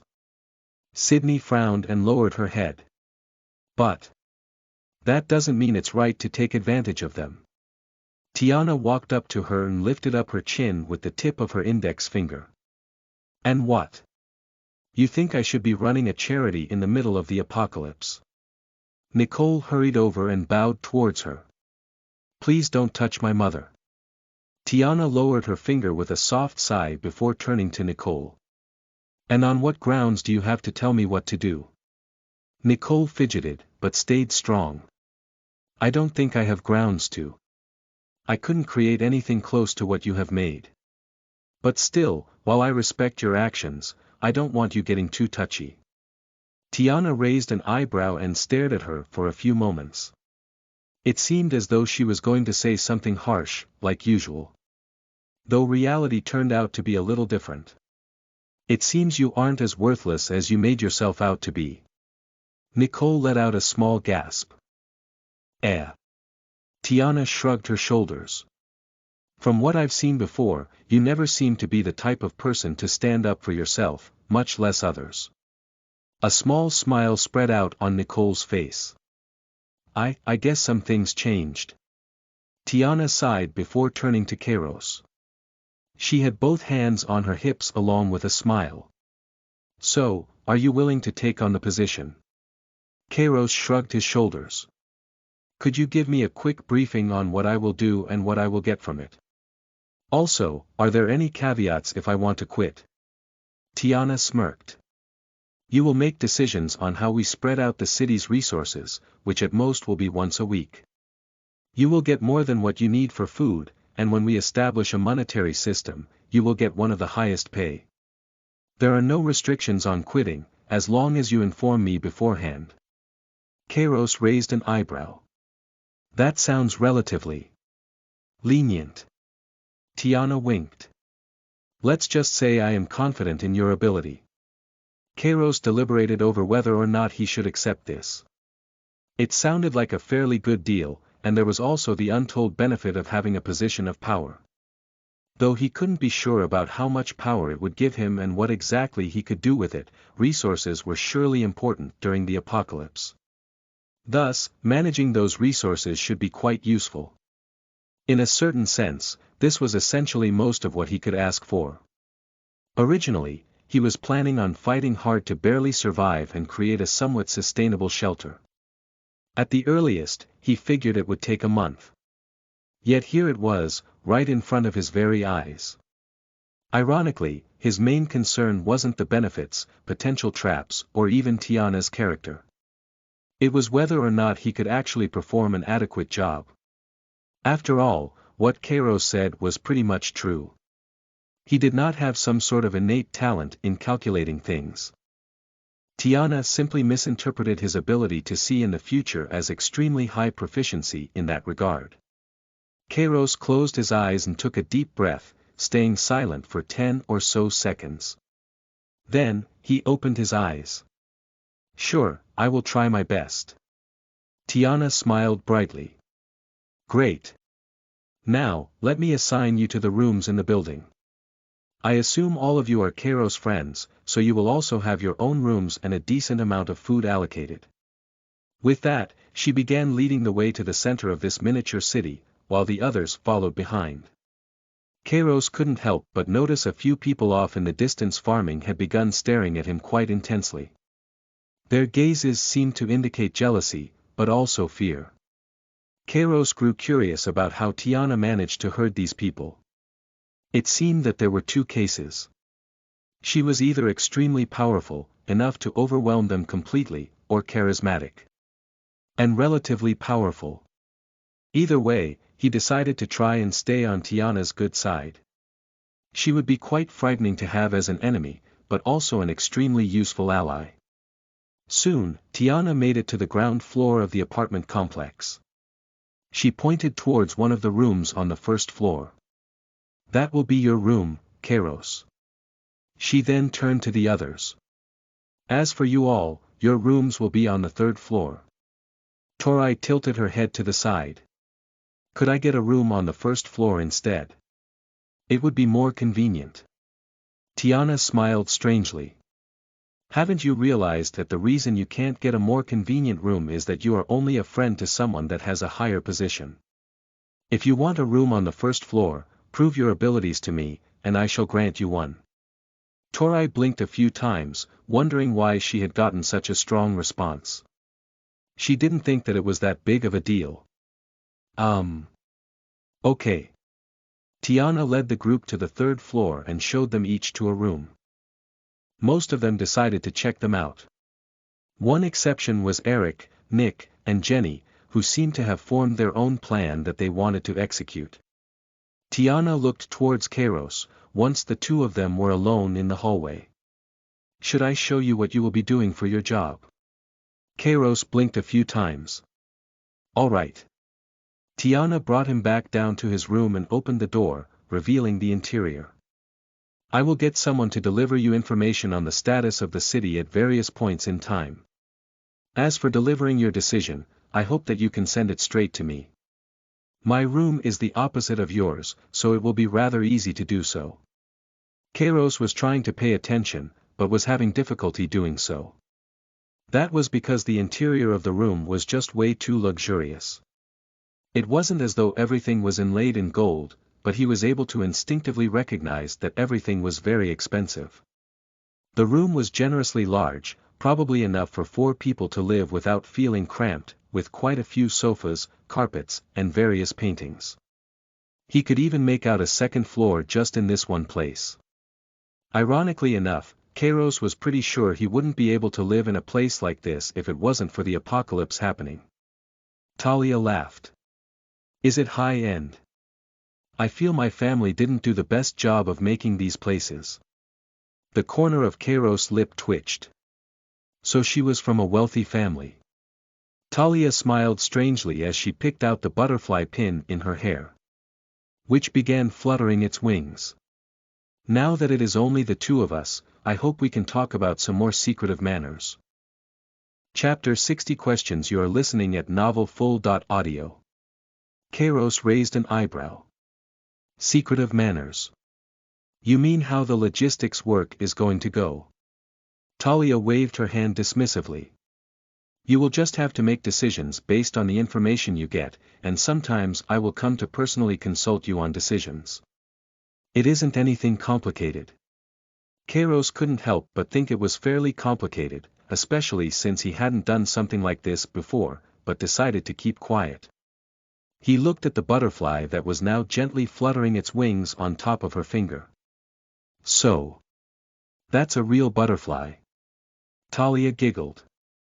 "Well, not really. The butterfly had a purple color and began glowing ever so slightly. She let out a soft sigh while looking at it. You see, it's a lie detector. Kairos narrowed his eyes. He didn't really believe in lie detectors as a concept. In his eyes, it didn't really make sense for something to be able to sense that sort of thing, especially considering all the special nuances in what could be considered lies, half-truths, and actual truths. The best he could think of was a machine that would measure various factors like heart rate, expression change, and other functions. But that was far from a lie detector in his opinion.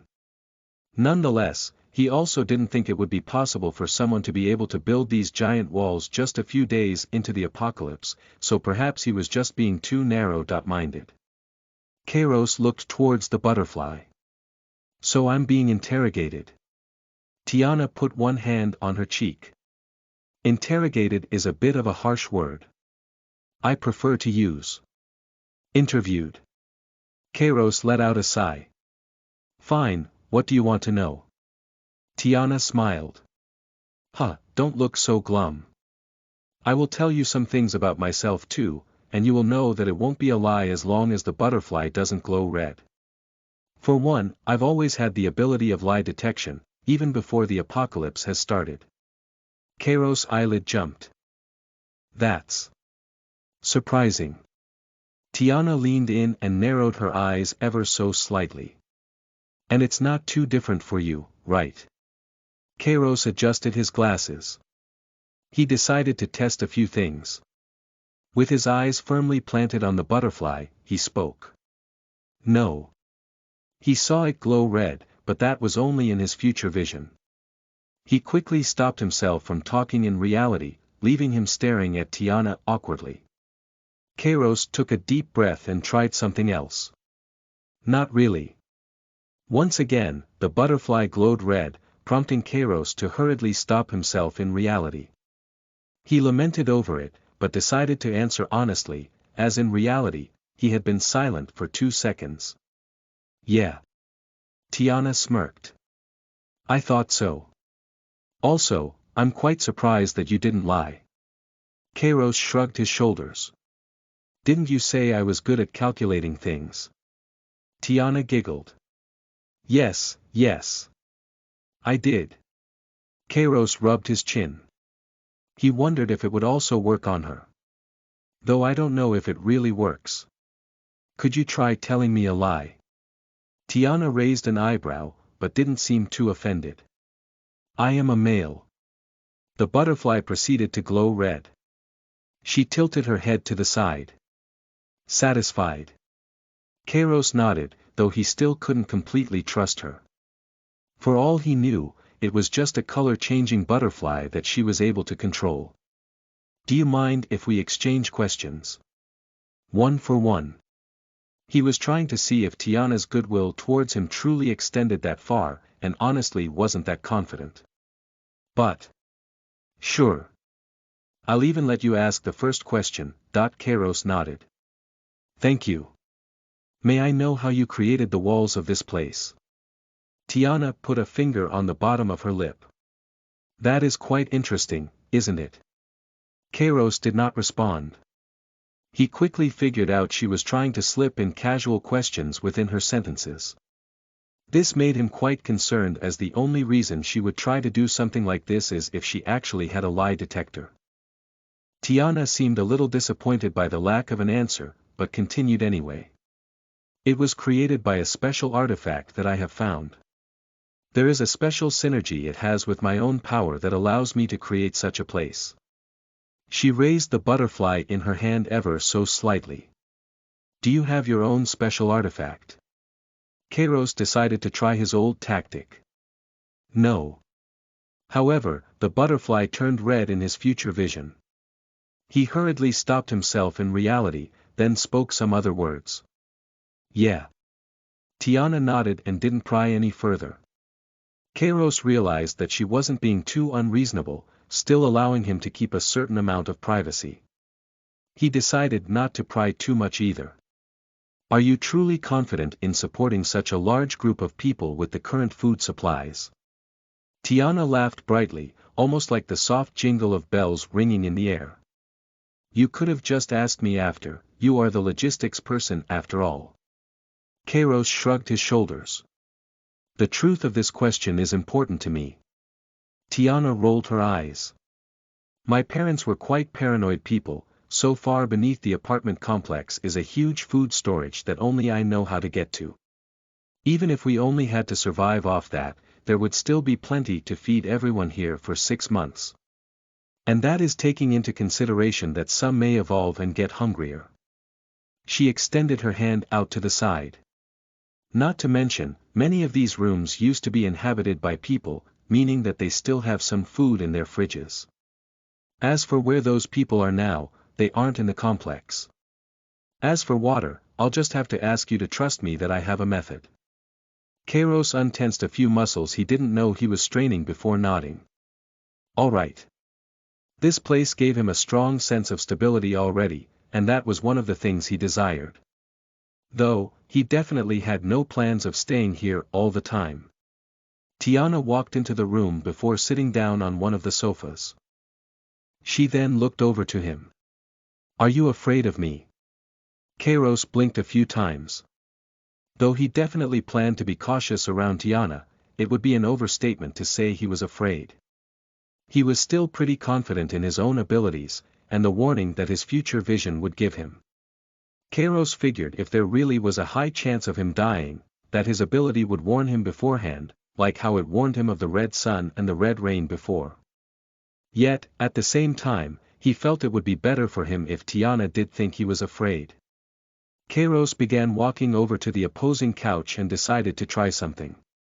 Yes. He saw that the butterfly would glow red in his future vision, thus he quickly stopped himself. Kairos then sat down on the couch as though he wasn't planning on speaking in the first place. As a side note, he was rather surprised by how soft the furniture was. Of course. The butterfly began to glow red. But Kairos quickly followed up another statement afterwards. Not. Tiana looked at the butterfly, then at Kairos a little suspiciously. She raised an eyebrow as she looked at him. You decided to lie now. She leaned over and held onto her chin with the base of her palm while resting her elbow on her knee. If it wasn't for the butterfly, I would have believed you. Your fear really doesn't show. Kairos simply kept quiet, while sighing in relief on the inside. He started off by saying a lie, which triggered the reaction from the butterfly. However, he quickly added a word that changed the meaning of the sentence. And in that way, it looked like he lied about not being afraid. Kairos decided to follow up with his own question, pretending nothing happened previously. What kinds of people are you planning on letting into the city? Tiana continued to stare at him for a few moments, but decided to go along with his subject shift. The plan is to add controllable powerful people and smart people. Along with that, I want to take in a few F.-ranked people for every new addition to work on the farms. That way, there should be enough food to support those experts. Kairos blinked a few times. Tiana saw his look and then laughed. Ah, sorry, I called you controllable implicitly. You are an exception, rest assured. Kairos took a deep breath. All right. Tiana tilted her head to the side. Now. What do you think of the conditions I gave you for your job? Kairos shrugged his shoulders. Better than expected. Tiana smiled. I'm glad.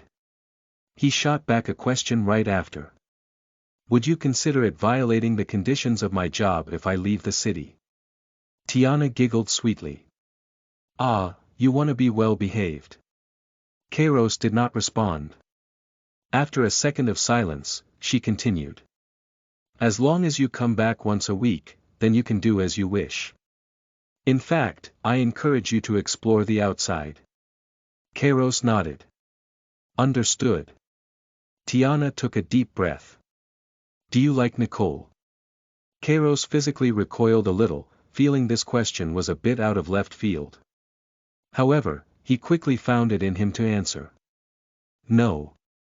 Tiana looked at the butterfly on her hand intently, then raised an eyebrow with a slightly confused expression. Strange. Kairos adjusted his glasses. What is your current relationship with your parents? His aim in asking this question was to get a general grasp on whether or not he should avoid provoking her parents, even if they were weak. However, Tiana ended up falling silent for a few seconds. She took a minute before laughing weakly. There isn't much of a relationship. After all, they turned into monsters. Tiana took in a shaky breath. And I killed them. Kairos was unable to respond for a moment. He began to somewhat understand why she was so cruel now. Sorry. Tiana smiled bitterly. Don't worry about it, I'm fine. The butterfly began glowing red. Kairos did his best to ignore it. Tiana shook her head, quickly regaining her bearings. Anyway. What is your ID number? Kairos froze in place. He understood the implications of that sentence and ran through several possible answers, but none of them had the effects he wanted. In the end, Kairos could only remain silent for the next 5 seconds. And then, there was a knocking sound at his door.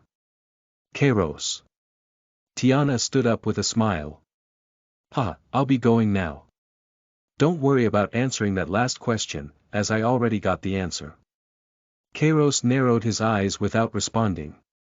It seemed that she was asking about the ID number because she knew about the top 10 rankings. Since he didn't respond, he basically said that he knew about them too. Tiana opened the door. Sam was on the other side with a casual smile on his face that froze. Ah. Tiana waved her hand. Don't worry about me, I was leaving just now. She walked past without another word. Sam looked over his shoulder with a bit of confusion. Alright, bye. He stood there a little awkwardly. Kairos sighed. Come in. After a bit of hesitation, Sam walked in and closed the door behind him. He walked over to the sofa. Hey Kairos, how you holding up? Kairos shrugged his shoulders.